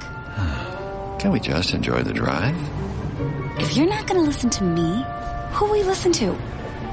Jeffrey. Marcia Gay Harden, what? Eyes on the road, Dad. What are you doing? What are you doing in my back seat? How did you get in here? You're getting older. Not that old. Your brain's changing. It's natural. Yeah, that's what I was saying. Honey, I've got experience with this. Jeffrey, brain health is all about making the most of your brain as you age and helping to reduce some of the risks to your brain. Really? Now that's interesting. So, you'll talk to her about this, but not me. Marcia Gay Harden? Where did she go? Learn what you can do to help keep your brain healthy at brainhealth.gov. She didn't say goodbye. I mean, I would have. Visit brainhealth.gov.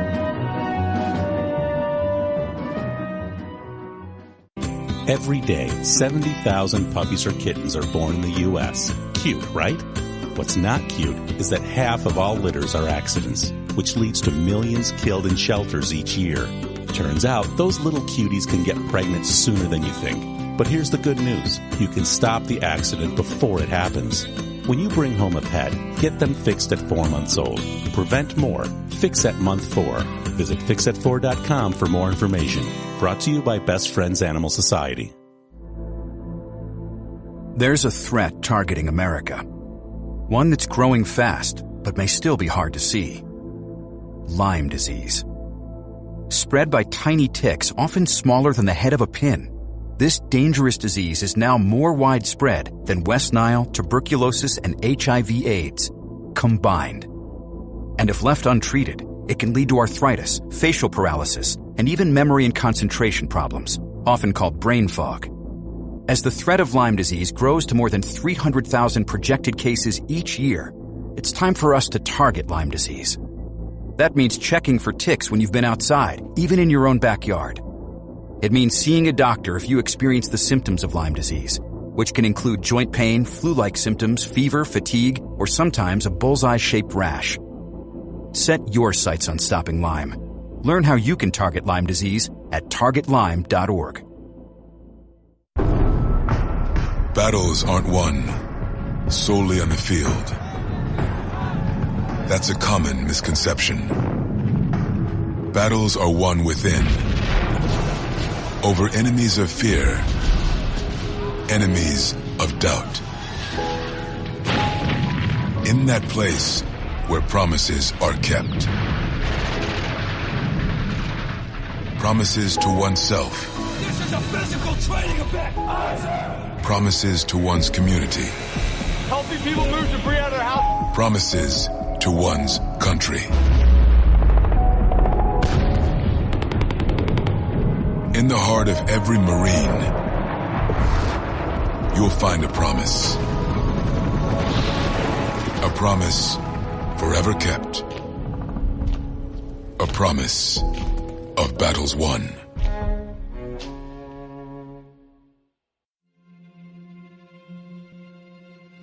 We're here early before they wake up. We stay late, we stay informed, we invest in the latest technology. We take the time to train the next generation of doctors and nurses. We work together to make sure we heal their bodies and their minds.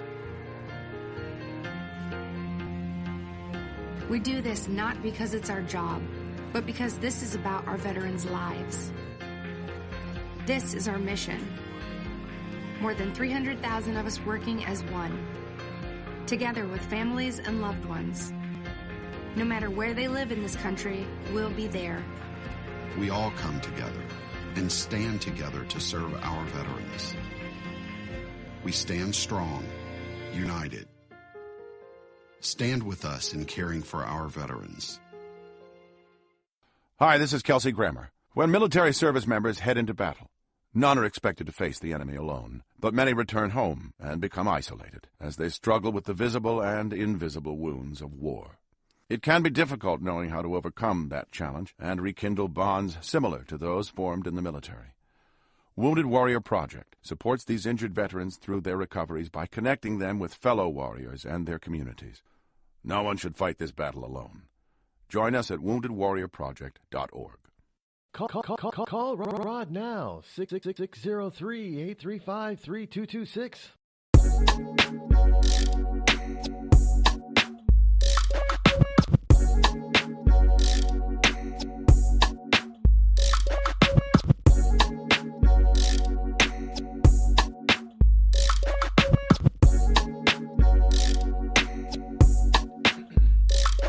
There is a this story with Corey Feldman seems to be getting some traction finally. Now, folks, don't misunderstand. I'm not getting my hopes up on this, not yet. But it looks like that the man is now finally being taken seriously. Although there is, now I heard something and I saw something yesterday. Now, none of this is confirmed, but it seems like there are some Hollywood, well, evidently Corey Haim named a big star that had to do with Corey Haim. Now, again, this is not confirmed, and I haven't seen any formal charges. But it is said that when Charlie Sheen, back in the 80s, when Charlie Sheen was 19 years old and Corey Haim was 14, that Sheen raped Haim. I don't know if that even comes close to being true, or if Corey Haim is none of this stuff is being revealed. But this is the first time that a big name has been, even if it's not true, it's the first time a big name has been tied to what some other stars are calling a Hollywood pedophilia ring. Now, first of all, I'm going to be honest. I knowing Charlie Sheen and his antics, it would be hard to believe that he would do something like that to a male. Seriously, it's not that I'm a huge Charlie Sheen fan, because I'm not. But just looking at his. He was big, and he had a drug problem, so maybe it could have been an alcohol and drug fueled rage or something. That if this is true, and it is possible that maybe he doesn't even really remember all the details. I'm gonna give him the benefit of the doubt, really, honestly. I don't know. Well, this could be said for a lot of these people. Actually, it doesn't excuse what they did, not by far. Now, if Charlie Sheen or anybody else was inebriated or completely and totally high off of some drug, it does not excuse what they may have done to somebody else. Because I know this is what Kevin Spacey is supposedly saying. I may have done this to this young man way back when, but it was when I was drinking and drugs and I was just totally inebriated and don't remember what I was doing. That doesn't excuse them from their behavior. Because let's face it, a lot of times when people take a drug like alcohol or other illicit drugs, it's easier for them to do what they want to do. Let's be honest about it. If they're having troubles coming to terms with let's say their homosexuality, so a lot of times if they get drunk, they're more open to it, and they do things they wouldn't do if they were sober. But it's simply because they want to. But in any case, that is so this could. I hope it is. I hope that this. No, I don't hope that Charlie Sheen is actually guilty of this accusal. I actually hope he's not. I don't want anybody to actually be guilty of this. I mean, if they are, they are. And they need to be punished. But I don't want anybody, because this is just sick. Nobody should want it. Yeah, I know that this actor or this actress, I mean, they're just I know that they do it, and I hope we catch them doing it. Why would you hope such? You got to devastate a child in order for that to happen. I know it's already happened, but I don't want people to be guilty of doing this because I know how devastating it is for children and for teens. I mean, it's just disgusting.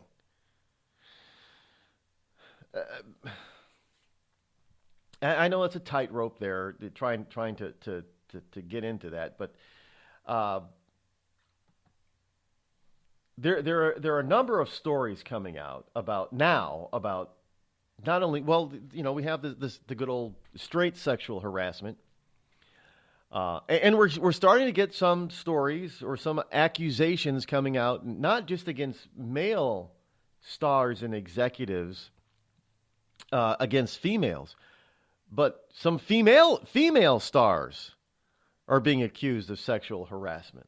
Now, I brought you the story. There's yet another story today about Mariah Carey being accused of sexually harassing some of her security detail. Again, this is Mimi here. You know, I mean, no, she's not the world's most gorgeous woman, but she's a looker, man. She's a very pretty woman. I don't think she wouldn't have to harass anybody. I would. Look, it's all. You know what this is about? This is not about sex, folks. It's really not. Well, when it comes to stuff like this, it's really not. Even in some cases, when it comes to pedophilia, it isn't about the sex. It is about lust, and it is about power. And it's about the power that these people think that they have. If they want something or somebody, then they automatically, because of who they are and their position, they get to have them. And it doesn't matter if that person is 14 or 44. If they want them, they feel because of their power and position that they should be able to have them. And anybody who gets in their way is going to incur their wrath. That's all this is about.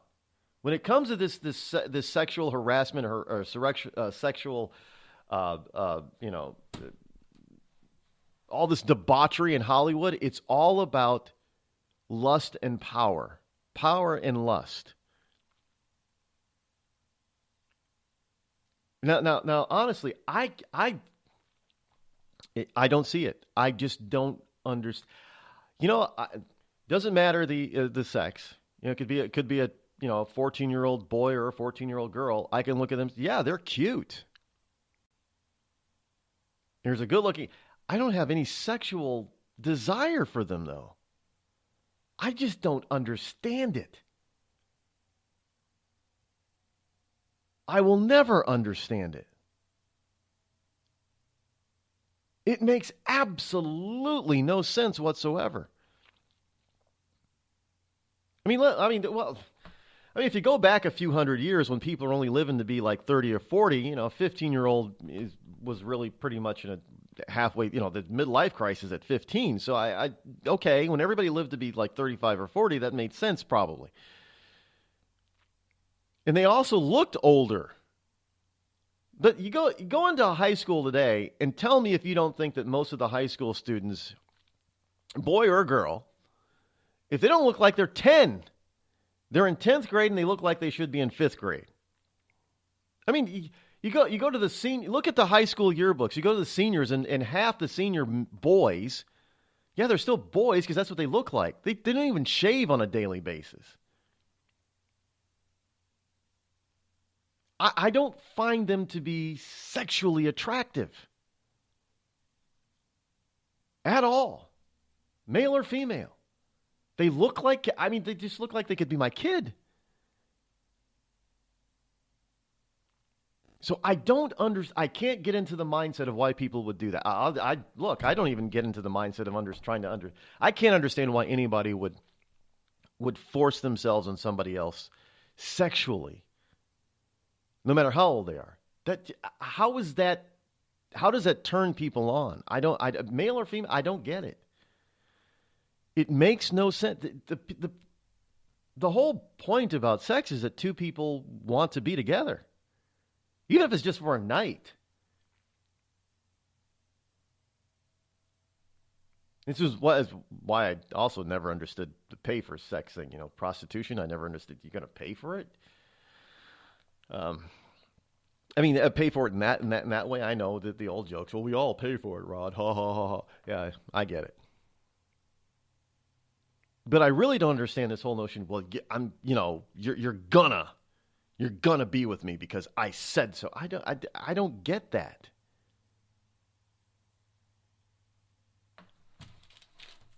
And people ask, well, why do you spend so much time on it? Because it's important, and it also proves a point about how hypocritical the left is, and how these people they are devoid of moral standards.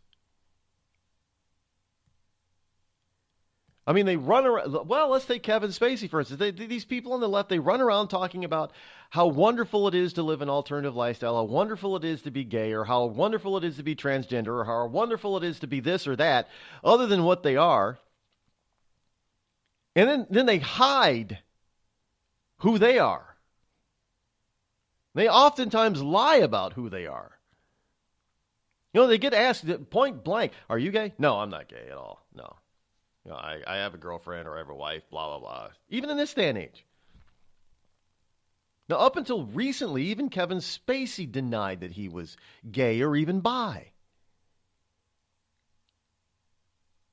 And now when people are and now there's another accuser, or news anchor, I guess, it says that her son was groped or assaulted by Spacey when the son was 18, so it wasn't, at least the kid was legally a legal adult. But who is it? Rap, isn't it? The guy from the original Rent theater production is the one that has accused Spacey of fondling or groping him, assaulting him when he was 14. Yeah, and Rap is he's proud gay. He's married to a man, I think. I don't know. Has he got a boyfriend, husband? I don't know. It doesn't really matter. But anyway, Kevin Spacey is finding himself in trouble. But there's a new movie that was about to come out called All the Money in the World, and it was about. Kevin Spacey was playing J. Paul Getty in this, but evidently, because of all this stuff that is coming out about Spacey and Spacey, taking off to be with Weinstein at the sexual rehabilitation community, whatever, in Europe, the producers have decided to replace Spacey and reshoot all his scenes with Christopher Plummer. Now, this is this it for Kevin? This very well could be. I mean, this is not what, remember when Charlie Sheen was being fired from 2.5 Men? Yeah, that was kind of self-destructive on his part, but that didn't end his career. Believe it or not. Yeah, I mean, we all know that. He even went on this one-man theatrical type of tour talking, and that was a huge success for him. And he's been on TV since then with a couple of these couple of series. Now, they weren't hits, but it didn't end him. This looks like it's ending Kevin Spacey. Have we finally turned a corner where this stuff, no matter who the person is or wherever they sit on the whatever side they sit on the political aisle, that this sort of thing is no longer going to be accepted?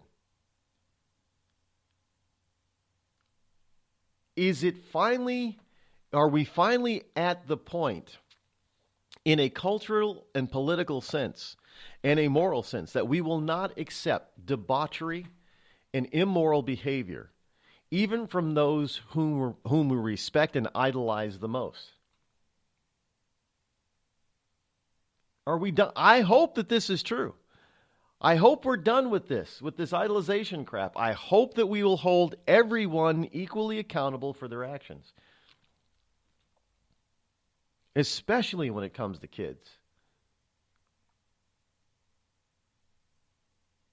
And I have, I have one question for parents out there who think that they want their child to be a movie star or a TV star.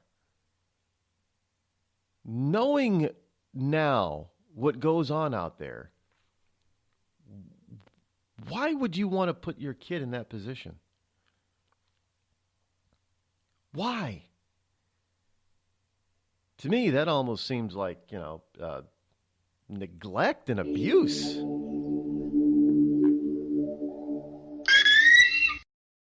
I'm not Rod Eccles, and I approve this message.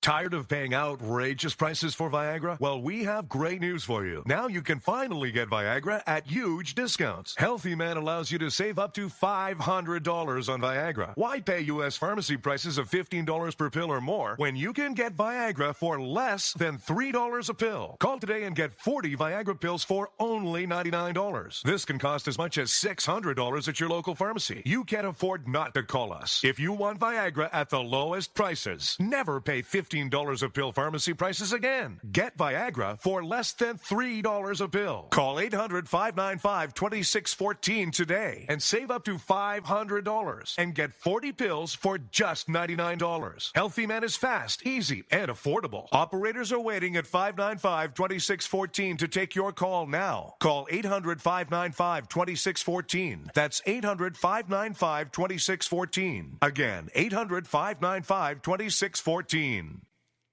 We've all heard of male enhancement, but now there's an expert on true male enhancement in the areas that really count. In Herb Ellis's book, Husband 2.0, Real Male Enhancement, you'll find answers to questions like, why doesn't she want to have sex? A quick start, quick results workout guide, plus what you can do as a side hustle to make money now. With all the great tips in this book, every man can benefit.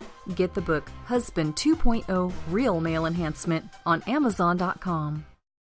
It started with a knock, but it wouldn't end there. What happens in the story next, many wouldn't understand, and most wouldn't believe. 5 + 2 = Perfection by Samuel Rosette Jr. is a must-read. The scriptures within are reminders of the ancient past, and yet intriguingly infuses with texts which stand on the edge of the stage of relevancy. Available online at Westbow Press, Amazon, Books A Million, Barnes & Noble, and SamuelRosetteJr.com. A couple of weeks ago, a long-haired young person came into our bank and said, "I'll bet you're a Nazi." Well, I love America, support the Constitution, and believe in capitalism. So I told him I'm not a Nazi, and I'm not. So what happens? The punk breaks out 2 windows and pepper sprays an elderly woman in the face. You know, there's one thing about long-haired young people nowadays. They're real assholes. Long-haired young people. You suck.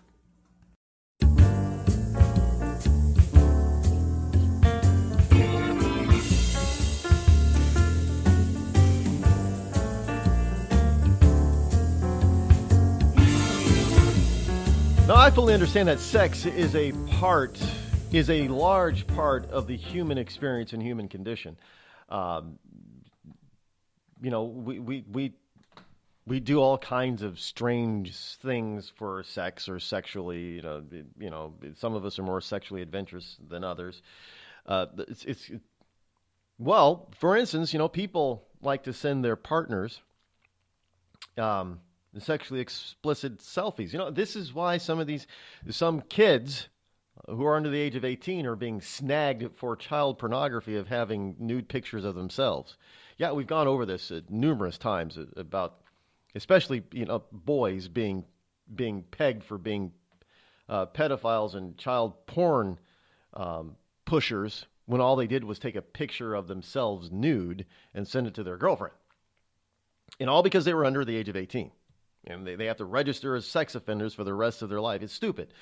But we also know something called revenge porn. And this happens a lot when a female...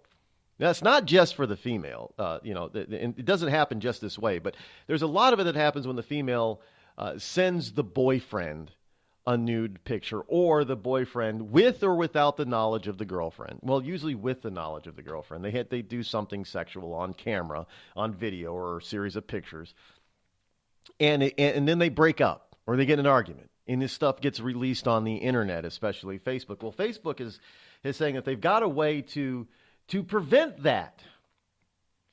It doesn't matter if you're male or female. You can prevent revenge porn of yourself simply by sending those nude pictures to Facebook. I kid you not. Now, Facebook is saying, send us your nude pictures for better security. Yes.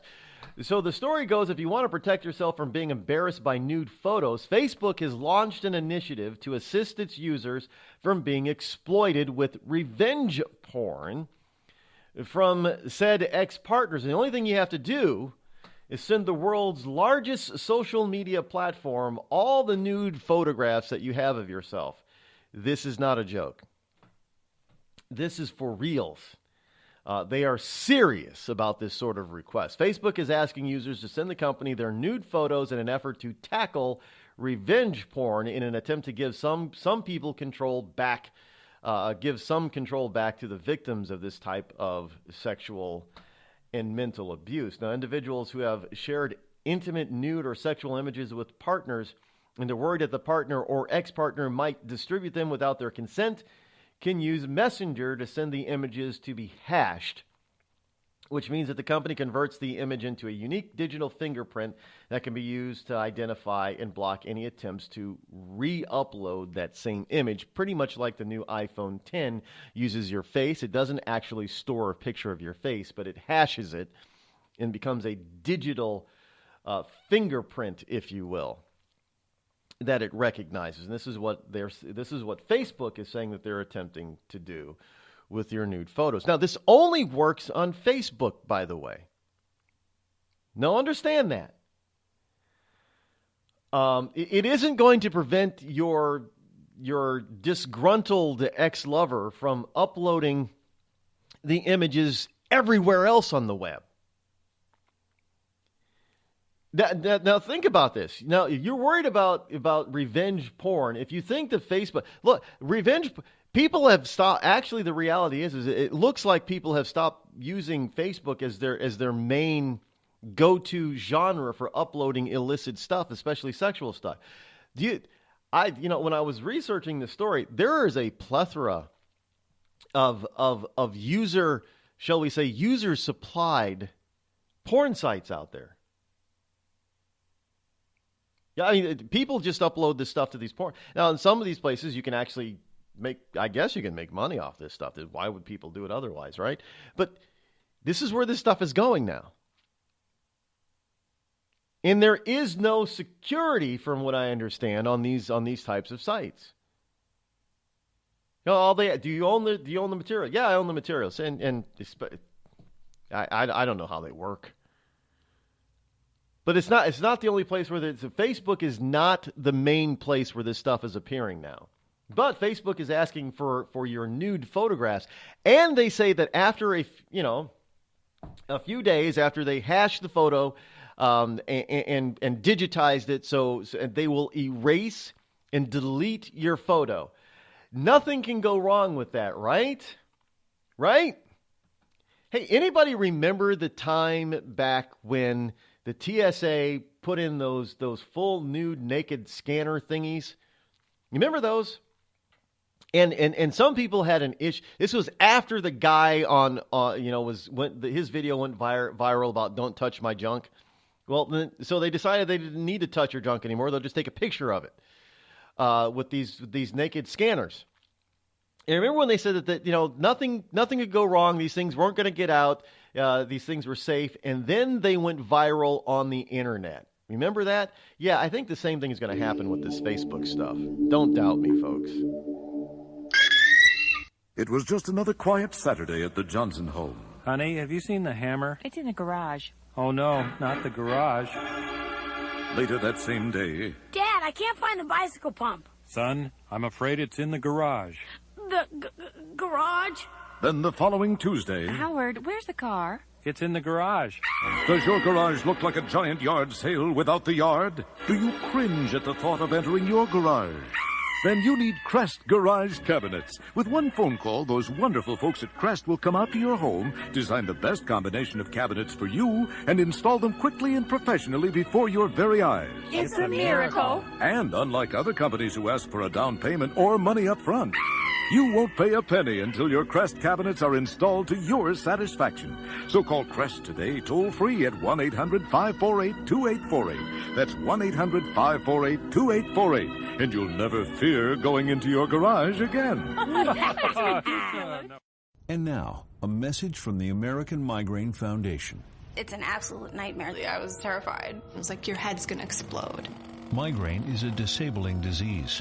Just all of a sudden couldn't see. Migraine has ruined my life. Absolutely terrifying. There's pain that does not stop. It's a throbbing, pulsing, banging, hammering feeling in your head. 36 million Americans suffer. I started getting migraines around 5 years old. Just takes over everything. I feel trapped by migraine. It hurts like my head's gonna fall off. And the whole world around you stops. My world has gotten small. You feel like the world's closing in on you. There's nothing you can do. I had spent a year housebound. It's like you're trapped in your head. There's no escaping it. You can't leave your body. Don't suffer alone. Make your move against migraine. Visit AmericanMigraineFoundation.org to find help, learn more, and get connected. The Red Cross responds to nearly 66,000 disasters every year, most of them house fires. Red Cross President and CEO Gail McGovern says you need to develop an evacuation plan and practice it, especially with your children. It takes just 2 minutes for a home to be engulfed in flames. Practice those drills. We all think our kids know what to do. They don't. We need to teach them. We have started a large campaign where we're going into vulnerable communities and helping install smoke alarms. Already 92 lives were saved, and 4 of those lives were saved by a 5-year-old girl who remembered what we taught them during these fire drills, and she got her family out. We also have a slew of free apps that people can download onto their smartphones. It's what to do in every kind of disaster you can imagine, how to prepare and how to recover. To help support all the Red Cross does and to make a financial donation, go to redcross.org. That's redcross.org. It's Thursday night, and you're grabbing drinks with some friends. Started off with a pitcher for the table, which quickly becomes 2. There's pool. And there's the photo booth. All right, everybody squeeze in. Say cheese! Followed naturally by an order of wings. And another. Can we get some extra ranch sauce? Then there's the ceremonial nightcap. So what are we doing this weekend? And lastly, it's back to the car, which, if you're buzzed,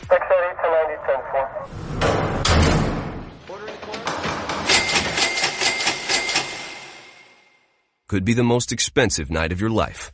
Getting pulled over for buzz driving could cost you around $10,000 in fines, legal fees, and increased insurance rates. Nothing kills a buzz like getting pulled over for buzz driving, because buzz driving is drunk driving. Brought to you by the National Highway Traffic Safety Administration and the Ad Council.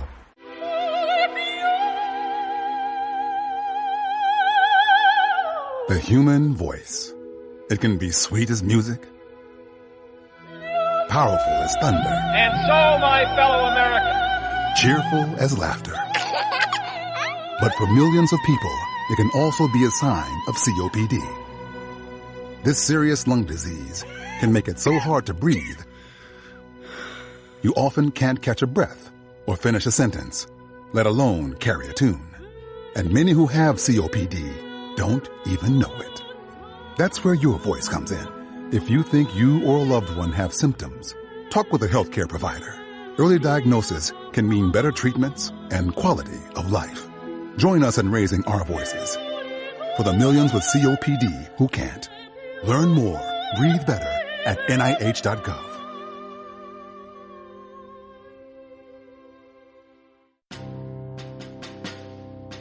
On the battlefield, there's a saying America's military men and women live by.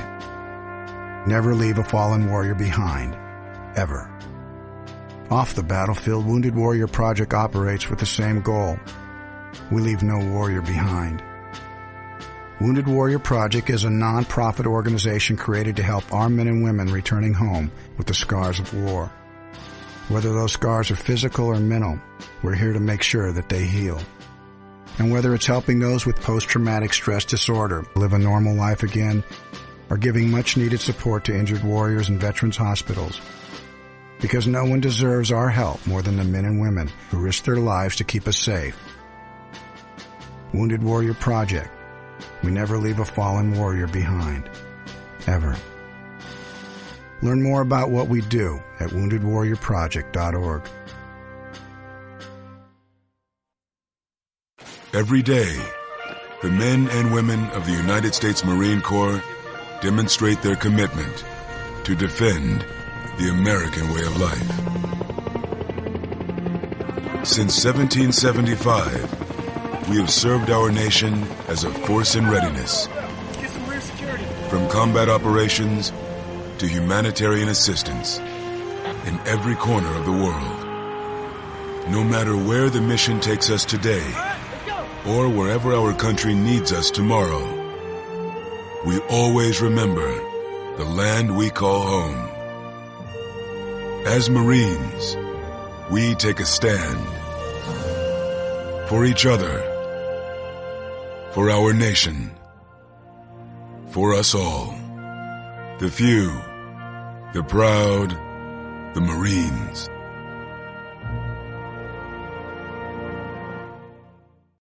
You want to know what time it is? It's time to bring the rain. Zinc Media. Feel the power of knowledge.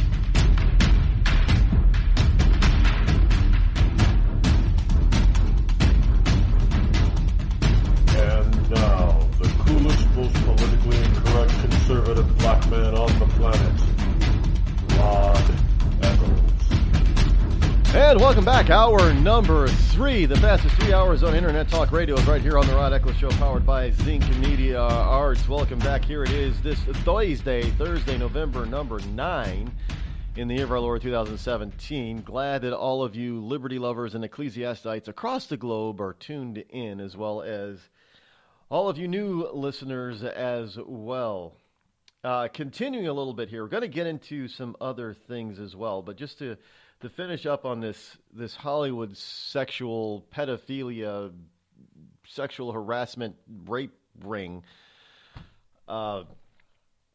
We've got some people. We've had. There's been some investigating going on here in the state of New Hampshire, and there's been some police activity in a few communities that have had some people worried. Well, what the hell is going on? Why are there police all over the place? And evidently, it is an ongoing investigation, and they've raided some homes in certain cities and towns in this state over the past few days, and it supposedly had to do with the bigger nationwide investigation having to do with human trafficking. Now, usually when it comes to human trafficking, it means illegal slavery and sexual exploitation, forcing people into doing, well, basically into sexual slavery.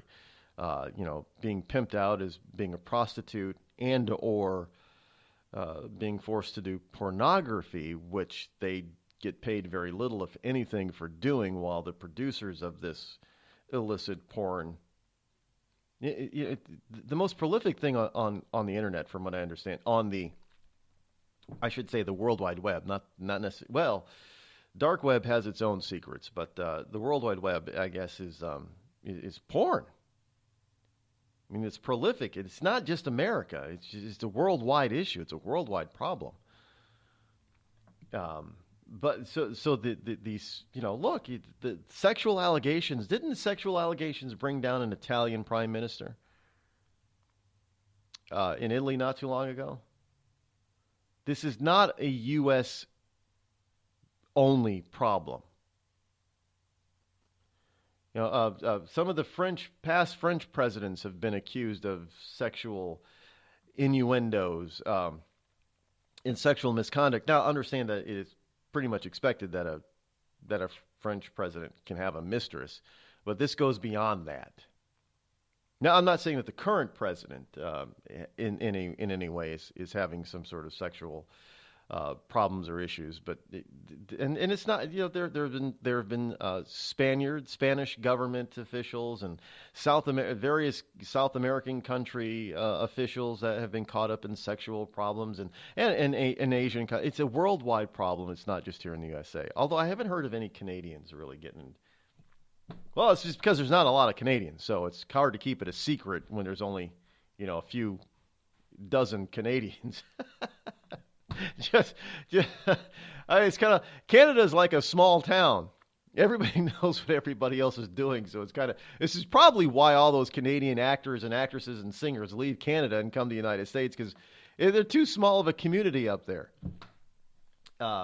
Just having some fun with my good friends of the North. I haven't spoken to some of my Canadian friends in quite some time now, but I've had some very close friends that are Canadian. They live up there still. They haven't crossed the border to live. Actually, I haven't been to Canada in years. I kind of miss it. I'd like to take a visit again. And now I can. I have, a few years ago I got my passport back because it had expired, and I didn't go overseas anywhere. So when I went to Iceland and Paris, it was a necessity. And when I went on the cruise, it was a necessity. So now that I have it, I should be using it even more. Although I would like to take another trip back to Iceland, because we didn't get to explore it very much, because we headed to Paris instead, which was a lifelong, again, one of those things. There's this. Let me take a side note here for a second. For people who think that I'm making fun of The Secret, understand I'm not. Understand there is this sort of thing called energy, positive energy and negative energy. And I say it because the Bible makes reference to it. Christ directly said, "You have not because you ask not." Now, it's not necessarily for the physical, mundane things, but that comes into play.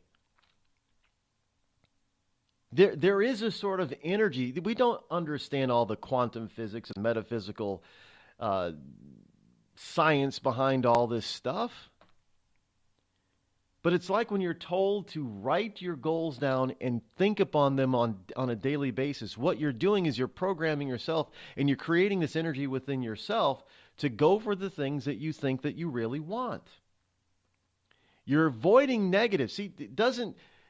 I know The Secret puts it in the terms that the universe doesn't understand the negative, which is true. Your mind doesn't understand the negative. It transposes it into a positive.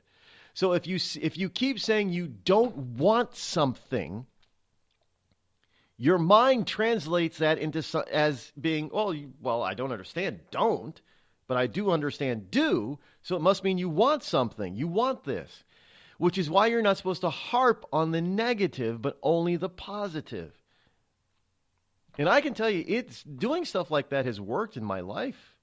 Whenever I've just hunkered down and thought on the positive, I've achieved just about everything that I wanted. And I don't do it often enough. And I don't think any of us do. Well, I don't think most of us do. So I bring that up because that was a lifelong dream of mine to actually get to Paris. And I made it just out of fluke one year. So things do work around to being positive. Now we all wanted, well, I shouldn't say all, but many of us wanted an alternative in the political sense to the typical political hacks that these parties kept forcing upon us. We wanted that independent candidate, but we wanted the independent candidate to be a national candidate that could actually win. We wanted somebody like Ross Perot again. Ross Perot got nearly 20% of the vote back, 92? We wanted that kind of candidate again that could possibly win. But this time the candidate didn't come in as an independent like Ross Perot. This candidate came in through the regular channels, as it were, as a Republican in a nation elected Donald Trump. We wanted an outsider. So we wanted one bad. So many people in this country wanted one bad enough that we finally got one. We stopped saying, well, we don't want this kind of candidate. We don't want that kind of candidate. We started saying we want an alternative. We want a better candidate. We want a real candidate. We want an outsider candidate. We got one. And when we got him, we didn't waste any time. We elected him. What? Woot. And you know what? There's a number of polls out there that are saying that among those who voted for the president the first time, there are very few regrets. Most would vote for him all over again, and it would be enough. The stats are that enough of those who voted for Trump before would vote for him again, would give him a second term if that election were held today. However, there are some people that are questioning whether or not this guy can actually finish out his first 4-year term, because it's not that he's done anything illegal, because as it turns out, everything that he was investigated for is really it's coming out that it's really the DNC, Hillary Clinton, and other Democratic operatives are the ones possibly guilty of the crimes that they've accused Donald Trump of. But the very fact and very notion that all these people are just calling for his impeachment, even if he's not guilty of anything, he's just astounding. And it's all because they say he's not presidential, a.k.a. he's not, let's just put it in practical terms. When they say that Donald Trump is not presidential, what they're saying is he's not an insider. And it doesn't matter if he's as clean and as pure and as innocent as the freshly driven snow. I mean, the man could be an absolute angel and never even once told a lie. He could be George Washington incarnate. But because he's an outsider and not a member of the swamp, he's got to go. That is the whole, don't doubt me, folks. This is the whole thing behind this. All of this push for impeachment has nothing to do with him doing anything illegal. Not at all. It has everything to do with that he's not a member of the swamp. He's not an insider. They can't have this. The swamp cannot allow this. They cannot allow this guy to stay. The problem with that is, however, is just like with George H.W. Bush. The problem, you get rid of Bush. Well, both Bushes actually. You get rid of Bush 1 or Bush 2, and you get a candidate that you don't even like even more, probably. But in this particular, because especially with Dick Cheney was hated far more than George W. Bush was hated by the left. Oh my God! We can't get rid of a W because then we'd end up with President Cheney. That was a nightmare scenario for these people. Even though they kept on, they even made a couple of movies about the assassination of George W. Bush. They did all this stuff. But their nightmare scenario was that they actually succeeded in getting rid of George W. and Dick Cheney became president. That was more of a nightmare than having Dan Quayle. Dan Quayle, they said, was just an idiot. So, he was a bumbling airhead. So they weren't going to get rid of H.W. Bush because they didn't want Quayle. But the far more nightmarish scenario when it came to W was Cheney. They didn't want Dick. Hell no, that they want Dick. They probably would have immediately moved to try to impeach Cheney after they got rid of W. And now they're in the same position, although it's slightly reversed where they hate Donald Trump so much for being an outsider. At least Pence was a governor. So he's a little bit of an insider. Republicans can like Pence because he was a governor. He paid his dues. He went up the chain, and fine. They can accept that. But the left isn't going to like Pence any more than they'll probably like Pence even less than Trump. But they're not, but for whatever reason, they're ignoring Pence right now. Well, except for Maxine Waters. I mean, because Maxine said, well, if you get rid of Trump, you'll get Pence. And then Maxine Waters says, well, we'll get him too. If there's anybody who is innocent on anything, that would be Pence. What are they going to get Pence on? If you think that what they have on Trump is flimsy, there's nothing on Pence. I mean, the man won't even. The left is so upset with him. The man won't even have lunch or dinner with other females without his wife around. He won't have lunch alone with them. They can't even get the guy on sexual impropriety, even the scent of it, because he won't be alone with another woman. Somebody else has always got to be there when it comes to that kind of. The guys, he just won't be caught alone. I mean, it's just Christian beliefs. That's just the way it is, and he doesn't see anything wrong with it. I mean, yeah, some feminazis believe that's just terrible. It's wrong, and that he's degrading to it. No, he's like, look, I'm avoiding all sense of any visuals of impropriety here. I'm not going to be alone with women without my wife or somebody else in the room. It just avoids, and he's avoided so much of the stuff that many other political operatives have fallen for, whether those things are true or not true. You can't even say that they're possibly true because he doesn't put himself in those positions for them to be even to be even thought of as being true. But as far as his Christian beliefs, he's probably worse for certain liberal groups than Donald Trump is. But the whole idea that Trump is just an outsider, he's an independent that never should. Independents are not supposed to be able to do this. Outsiders are not supposed to be able to do this. That is it is driving them so insane that they would actually deal with a President Pence over a President Trump. Or even though liberals know that Pence would probably do far more damage to their agenda than Trump would. I mean, that's how these people think. But they're not going to go so far as to shoot themselves in the foot where they lose their own position in power in order to get rid of Trump. That's where the limit stops. That's where everything stops.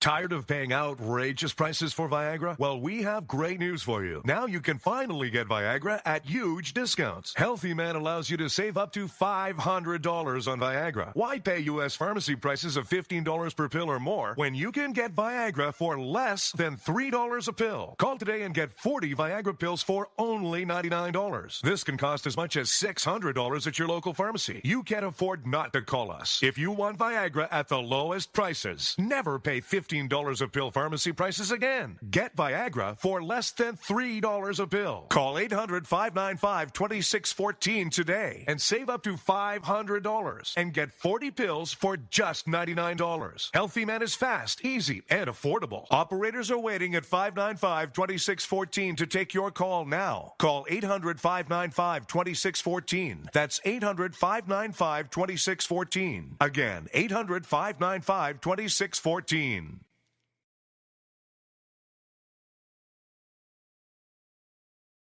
It started with a knock, but it wouldn't end there. What happens in the story next, many wouldn't understand, and most wouldn't believe. 5 + 2 = Perfection by Samuel Rosette Jr. is a must-read. The scriptures within are reminders of the ancient past, and yet intriguingly infuses with texts which stand on the edge of the stage of relevancy. Available online at Westbow Press, Amazon, Books A Million, Barnes & Noble, and SamuelRosetteJr.com. We've all heard of male enhancement, But now there's an expert on true male enhancement in the areas that really count. In Herb Ellis's book, Husband 2.0, Real Male Enhancement, you'll find answers to questions like, why doesn't she want to have sex? A quick start, quick results workout guide. Plus, what you can do as a side hustle to make money now. With all the great tips in this book, every man can benefit. Get the book, Husband 2.0, Real Male Enhancement, on Amazon.com.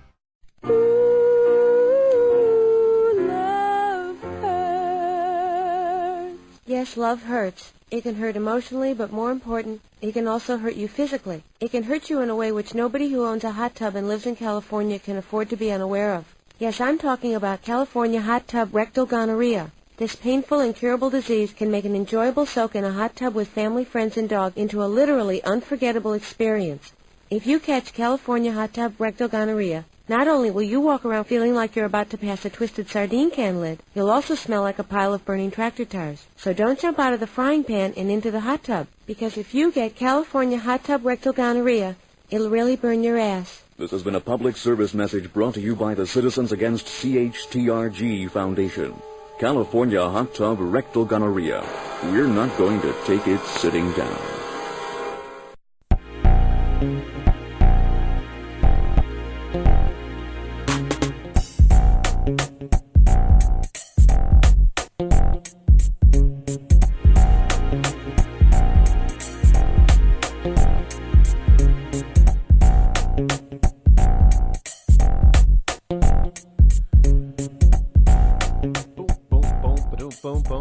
Did you know that scientists, well, I wouldn't call these people scientists, but I guess technically speaking, they've gone to school, and so they can be, and taken the requisite classes and pass them, so I guess they can be called scientists.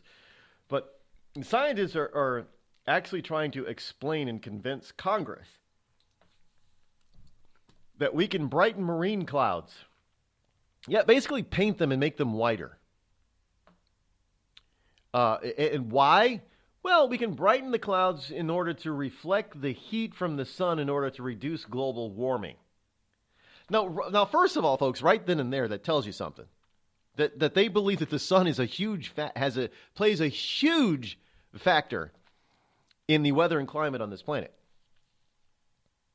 Yeah, well, I mean, why else would you make clouds basically whiter? To reflect the sun's heat. I'm not kidding. Here's a story from McClatchy, D.C. Ever higher temperatures are melting the ice sheets faster than projected. I don't know how that's possible when we just had some NASA pictures that show that the ice has expanded to near record levels. So how? I don't get it. I don't know how they could. I try for the life of me, try to figure this out, how more ice means less ice. I don't know how that works. I'm sure that I'm sure that there's a logical explanation. Well, maybe it's because they think simply. The only thing I can think of is that even though the ice is covering more surface area than it has in a long period of time, and it's growing, that it's just not. And it's only 20 feet thick instead of 21 feet thick. That's the only thing I can think of. That must be it. That's why there's less ice. But anyway, okay. Ever higher temperatures are melting the ice sheets faster than projected, and sea levels are rising, even though sea levels are not rising anywhere on the planet. In fact, some place. Let's not get into that. I can go tell you all about the reasons why the ocean levels are not rising or lowering are not a man-made climate change thing. The international efforts to reduce greenhouse gases are taking longer than expected, and it's a nightmare scenario that could soon demand an emergency response. So what to do? One idea gaining traction is to seed marine clouds with salt water or other particles, increasing their potential to reflect solar rays, cooling the Earth. It's part of a nascent and controversial branch of science known as Sunlight Reflection Method, or SRM. We think SRN could buy time for other carbon reduction measures to be put in place, said Philip Rasch, R-A-S-C-H, chief climate scientist for the Pacific Northwest National Laboratory in Richland, Washington. I said chief weather climate Scientologist. That's a good description. I'm sure Scientologists are probably going to be mad at me for saying that, but climate Scientologists, because it's a bunch of BS. I watched Leah Remini the other night, but this is a bunch of BS. This seeding clouds so it reflects the sun so it can cool the planet. What's that tell you? It tells you that it's not so much we, the human beings on this planet, as it is the sun that's causing the warming problem, if there is even a warming problem, which there isn't and hasn't been for over a decade. You might be surprised to learn who has Crohn's disease or ulcerative colitis. Nearly 1 in 200 Americans are suffering with the debilitating pain and constant disruption of these inflammatory bowel diseases, or IBD. Chances are you know someone with IBD. For example, your neighbor or coworker. The Crohn's and Colitis Foundation was created to help patients cope and to find a cure. People with IBD can't wait. Won't you help someone you know? Visit www.escapethestall.com today. Were you born from 1945 to 1965? People born during these years are 5 times more likely to have hepatitis C, but most people don't know they are infected. So even if you try to eat right, exercise, and take care of yourself, you can still have hepatitis C, a serious liver disease that often has no symptoms. In fact, people can live with hepatitis C for decades without feeling or looking sick. But over time, hepatitis C can cause serious health problems, including liver damage, liver failure, or even liver cancer. Getting tested is the only way to know if you're infected with hepatitis C. That's why the CDC recommends everyone born from 1945 to 1965 get a blood test for hepatitis C. Treatments are available that can cure this disease. So talk to your doctor about getting tested. It could save your life. A message from the CDC. Everyone is talking about healthcare these days. America spends twice that of other developed countries on our healthcare system, yet our health ranks near the bottom. How can we stop spending so much and getting so little? Shifting to a system based on primary care can help fix the problem. Patients with a primary care doctor live longer, healthier lives and are less likely to suffer from cancer, heart disease, or stroke. Primary care that is comprehensive and coordinated also saves money. Patients who have a primary care doctor spend 30% less on health care than patients who don't. States with a high number of primary care doctors have lower health care costs and higher quality care. Primary care can help make America healthy again. To learn more about the benefits of primary care, visit www.healthisprimary.org. This message is brought to you by America's Family Physicians. It's been called shell shock, war neurosis, and battle fatigue. Today, we call it post-traumatic stress disorder, and it affects 1 out of every 5 warriors returning from battle in Iraq and Afghanistan. The Wounded Warrior Project offers comfort and support for warriors with PTSD and all other scars of war, whether those scars are visible or hidden. Find out how to help, because for warriors, the greatest casualty is being forgotten. Please visit woundedwarriorproject.org. The Amazon's rainforest is being cut down so fast that by 2030, 55% of it could be completely wiped out. The Earth's forests can't speak up when they need help, but we can. Be the voice for those who have no voice. Visit worldwildlife.org. There's a threat targeting America. One that's growing fast, but may still be hard to see. Lyme disease. Spread by tiny ticks, often smaller than the head of a pin. This dangerous disease is now more widespread than West Nile, tuberculosis, and HIV/AIDS combined. And if left untreated, it can lead to arthritis, facial paralysis, and even memory and concentration problems, often called brain fog. As the threat of Lyme disease grows to more than 300,000 projected cases each year, it's time for us to target Lyme disease. That means checking for ticks when you've been outside, even in your own backyard. It means seeing a doctor if you experience the symptoms of Lyme disease, which can include joint pain, flu-like symptoms, fever, fatigue, or sometimes a bullseye-shaped rash. Set your sights on stopping Lyme. Learn how you can target Lyme disease at targetlyme.org.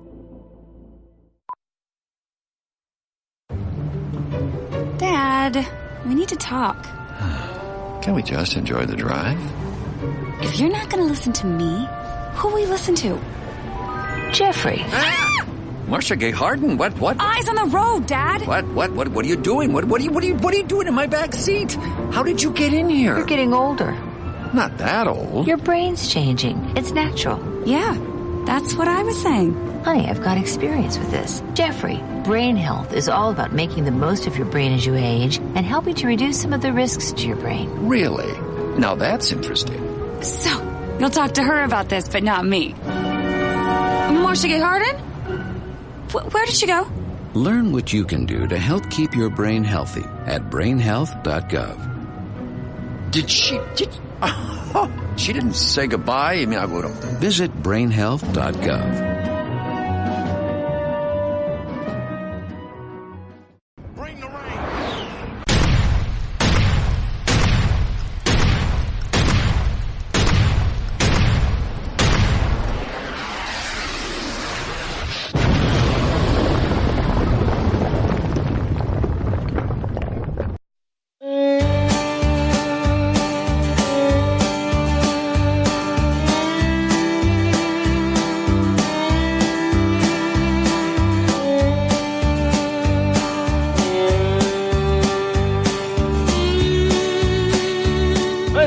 This DACA boy who was caught crossing the border illegally again, evidently, because there's a lot more to this than at first meets the eye with this. Now everybody probably remembers me reporting on this young man, this 23-year-old Juan Manuel Montiz Borroquez, Bojorquez,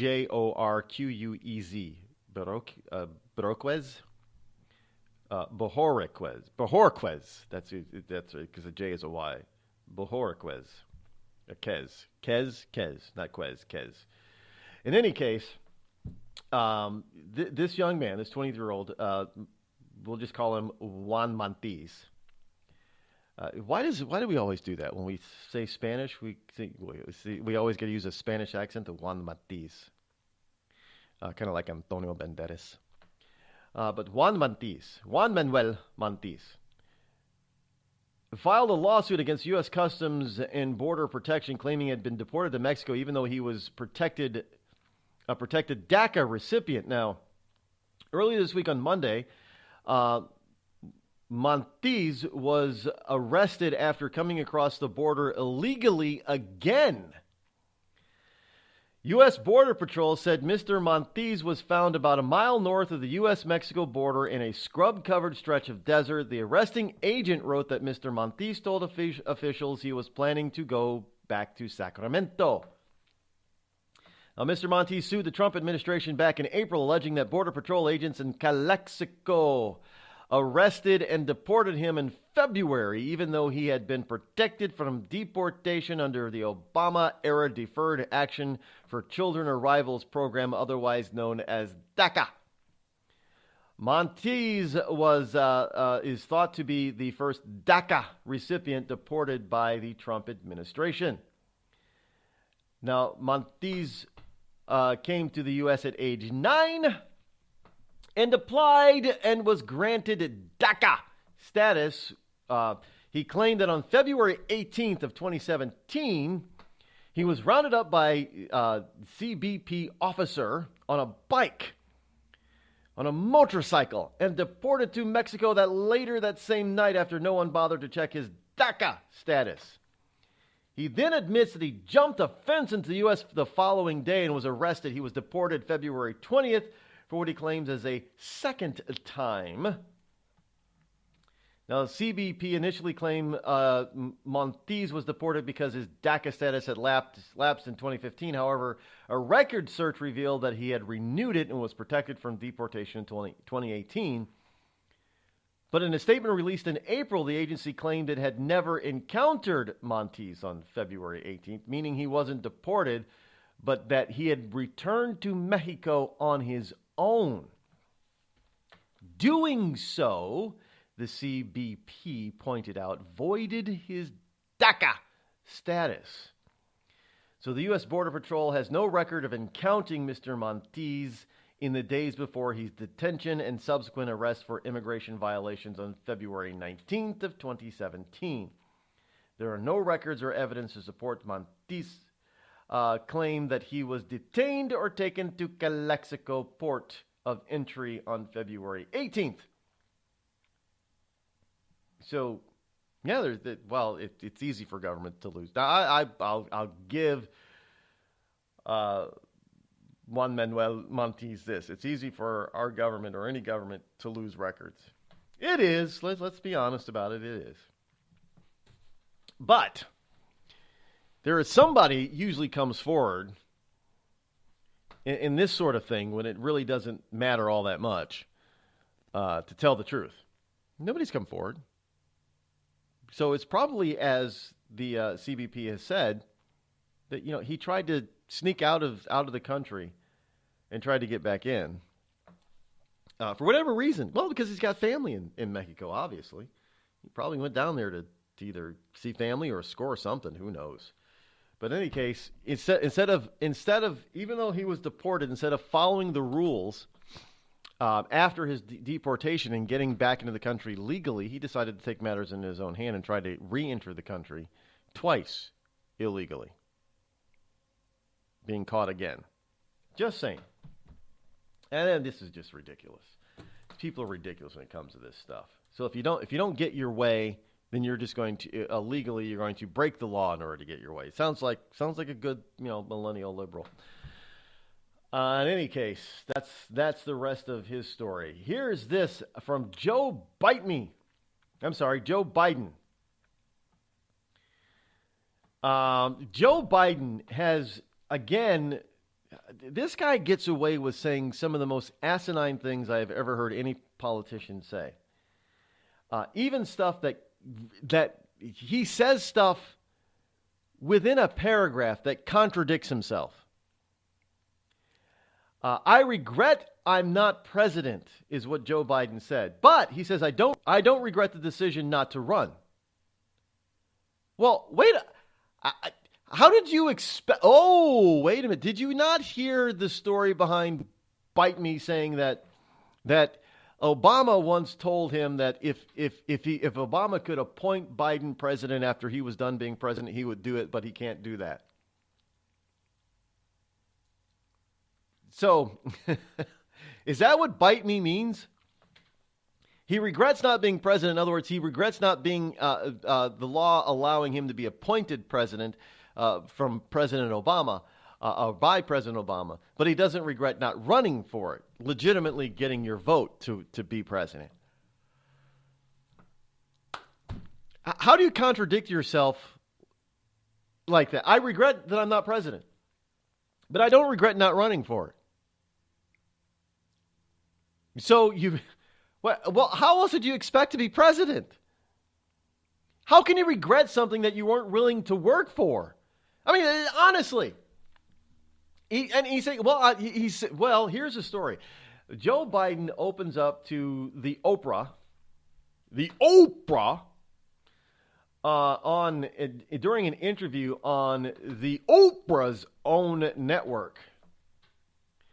Yes, Biden told Oprah Winfrey in a clip from an OWN network interview aired exclusively by Good Morning America this morning. He says, I think America is so incredibly well positioned. Positioned for what, Joe? Of course, they have to remind us, Biden, who served 8 years as Obama's vice president after 36 years in the U.S. Senate, said he did not have second thoughts, however, about the reason why he passed up the opportunity to enter the race. He says, I don't regret the decision I made because it was the right decision for my family, he says. But I do regret not being president. Now, when Biden announced in October 2015 that he would not be a candidate for in the following years, in the Democratic presidential primary, he was less than 5 months removed from the death of his son, Beau, a former Delaware attorney, due to brain cancer at the age of 46. Only 6 weeks after Biden's election to the Senate in 72, his wife Neela and daughter Naomi were killed in an automobile accident that seriously injured Bo and his younger son, Hunter. Now, I guess Bo dying of brain cancer brought back memories of losing his first wife and his daughter. The former vice president explained that in order for one to decide to announce whether he or she is running for president, they need to be able to answer two questions. One, do they truly believe that they are the most qualified person for that moment? I believed I was, Biden said. But was I prepared to be able to give my whole heart, my whole soul, and all of my attention to the endeavor? I knew I wasn't, he said, because, hey, after all, my son just died. Months ago. So I just wasn't, got to go through grieving process. Now look, folks, I'm not degrading Biden because we all grieve in our own way, and I understand losing a close, loved family member is devastating. And it took me a while to fully come to grips and understand my own father's passing. So I can only imagine what a father who loses a son is going through, and I'm not degrading him for that. Not at all.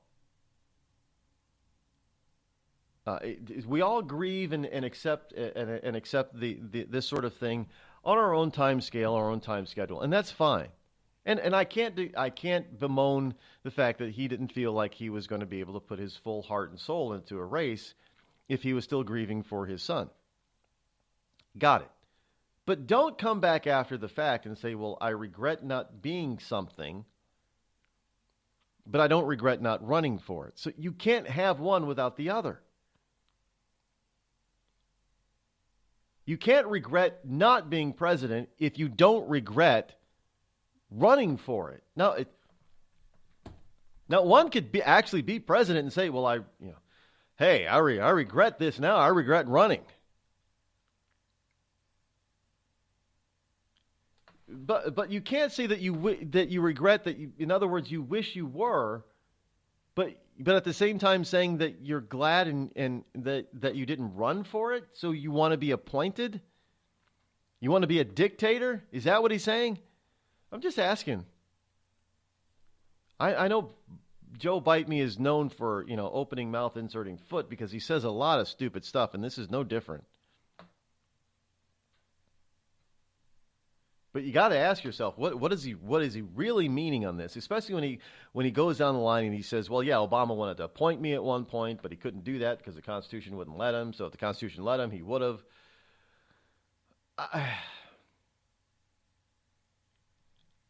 I mean, this is the most asinine, self-aggrandizing idiot I've ever seen.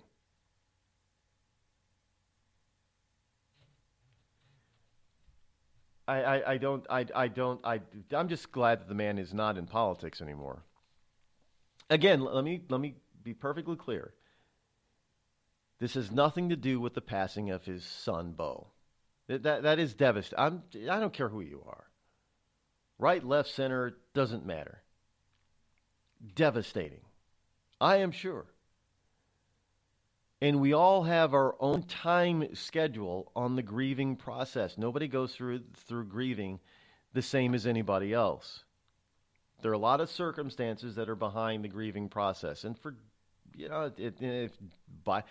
one thing you can take for sure, take away as the truth from Biden, is that maybe his heart wasn't in it because he was still grieving for his son. Although I do find it very interesting that he had such a long speech flanked by the president and a few other high-ranking officials at the time, President Obama, telling everybody that he wasn't running. It's not the way you usually do it when you don't run. It's almost as if Biden was told, Joe, you're not going to run because it's Hillary's turn, and we're going to be there to make sure that you don't screw it up. That's what it always sounded like to me. It still sounds like, go back and look at the video of that. It still sounds like that to me to this day. And his recent interview that was aired this morning with Oprah cements that. Because it makes absolutely no sense to say that I regret not being president, but I don't regret not running. Okay, there's a little bit of truth there because, again, the grieving process. But listening to Joe Biden talk about the presidency and politics and everything else gives me a different perspective and says that, no, there's more going on there. And then you go back to the fact about his I'm not entering the race speech with everybody who was around him when he was giving that long-ass I'm not entering the race speech. And you start thinking, there's more to this. Joe's not entering because Joe isn't completely 100% into it. Joe's not entering the race because somebody is telling him Joe can't enter the race and that he's going to use to make people believe it. They are going to use the passing of his son a few months earlier as the cause and reason for him passing on the opportunity to run for president, simply because, hey, it's Hillary's turn. Don't doubt me. Tired of paying outrageous prices for Viagra? Well, we have great news for you. Now you can finally get Viagra at huge discounts. Healthy Man allows you to save up to $500 on Viagra. Why pay U.S. pharmacy prices of $15 per pill or more when you can get Viagra for less than $3 a pill? Call today and get 40 Viagra pills for only $99. This can cost as much as $600 at your local pharmacy. You can't afford not to call us. If you want Viagra at the lowest prices, never pay $15 a pill pharmacy prices again. Get Viagra for less than $3 a pill. Call 800-595-2614 today and save up to $500 and get 40 pills for just $99. Healthy Man is fast, easy, and affordable. Operators are waiting at 595-2614 to take your call now. Call 800-595-2614. That's 800-595-2614. Again, 800-595-2614. We've all heard of male enhancement, but now there's an expert on true male enhancement in the areas that really count. In Herb Ellis's book, Husband 2.0, Real Male Enhancement, you'll find answers to questions like, why doesn't she want to have sex? A quick start, quick results workout guide, plus what you can do as a side hustle to make money now. With all the great tips in this book, every man can benefit. Get the book, Husband 2.0, Real Male Enhancement, on Amazon.com. It started with a knock, but it wouldn't end there. What happens in the story next, many wouldn't understand, and most wouldn't believe. 5 + 2 = Perfection by Samuel Rosette Jr. is a must-read. The scriptures within are reminders of the ancient past, and yet intriguingly infuses with texts which stand on the edge of the stage of relevancy. Available online at Westbow Press, Amazon, Books A Million, Barnes & Noble, and SamuelRosetteJr.com.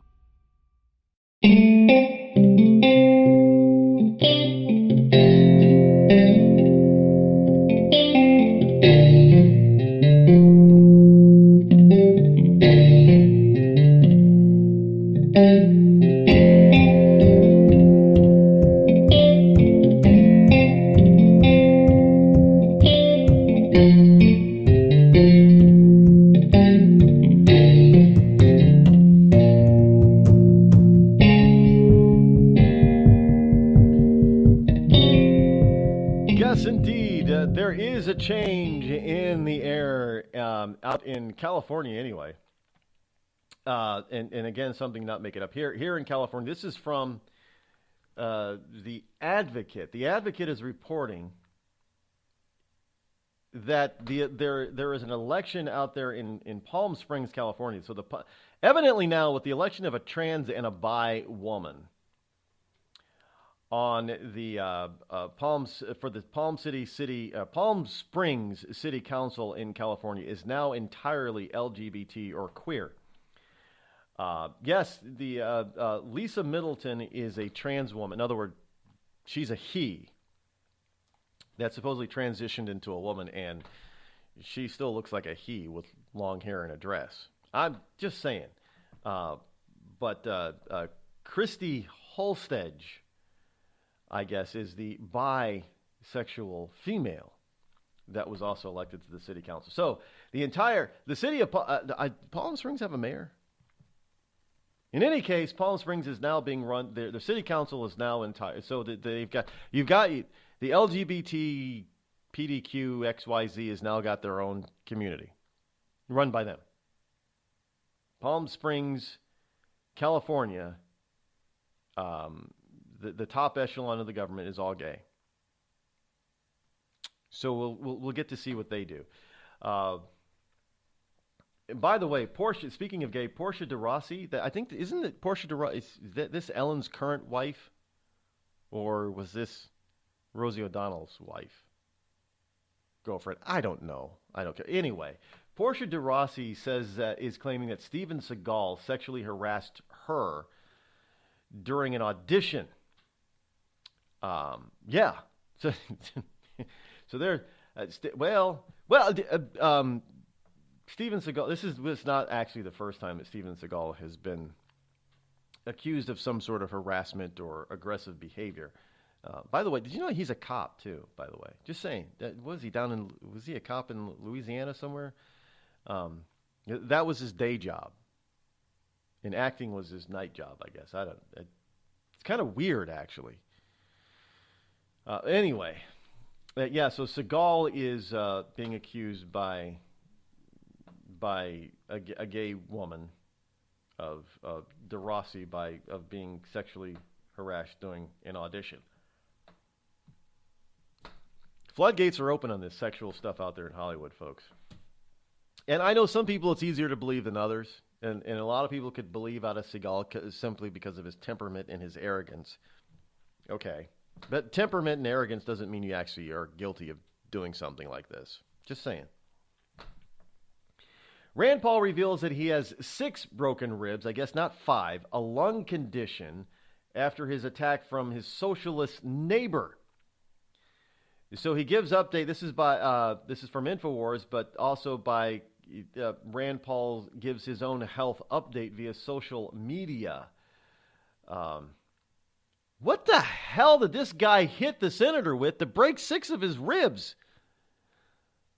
I mean, seriously, Kentucky Senator Rand Paul provided a health update Wednesday, notifying everyone via social media that he sustained 6 broken ribs, and is suffering a lung condition after being attacked by one of his neighbors.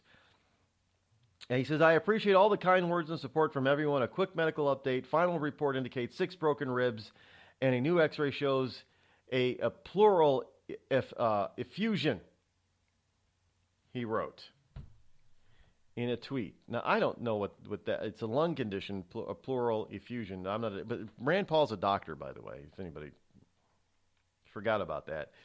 The update cleared up earlier reports which stated Rand had suffered 5 broken ribs and lung lacerations, so he finally cleared all that stuff up. It's 6 broken ribs. It's even worse. According to the Washington Post, Boucher, who was charged with 4th-degree assault, a Class A misdemeanor, identified as a socialist who was pretty much the opposite of Rand Paul in every way and disagreed with the Republican agenda in every way. So this also goes to all you people who say he was just a neighbor. We don't know what he was really about, Rod. It's just he's a neighbor. He's a neighbor of Paul. Well, again, socialists can be neighbors. They are neighbors. We're all somebody's neighbor. But do we all run around, breaking our neighbor's ribs because we disagree with them? No, we don't tend to do such a thing. But evidently this guy did. Now, he's, according to this report as well, the assault, 4th-degree assault charge could be upgraded, but right now it looks like it's going to stay a 4th-degree assault charge, Class A misdemeanor. I think he should get the book thrown at him. He should probably be depending on what he used to attack the senator with, he probably should be charged with full-on assault. Anyway, that sound means that we are out of time for today, but we will be back here tomorrow for Open Mic Friday, as well as Freedom Friday, as well as getting to some of this other stuff we did not get to the past couple of days. So until then, have a wonderful Thursday. Glad that you are here. I'm Rod Eccles. Thanks for tuning in. I'm out.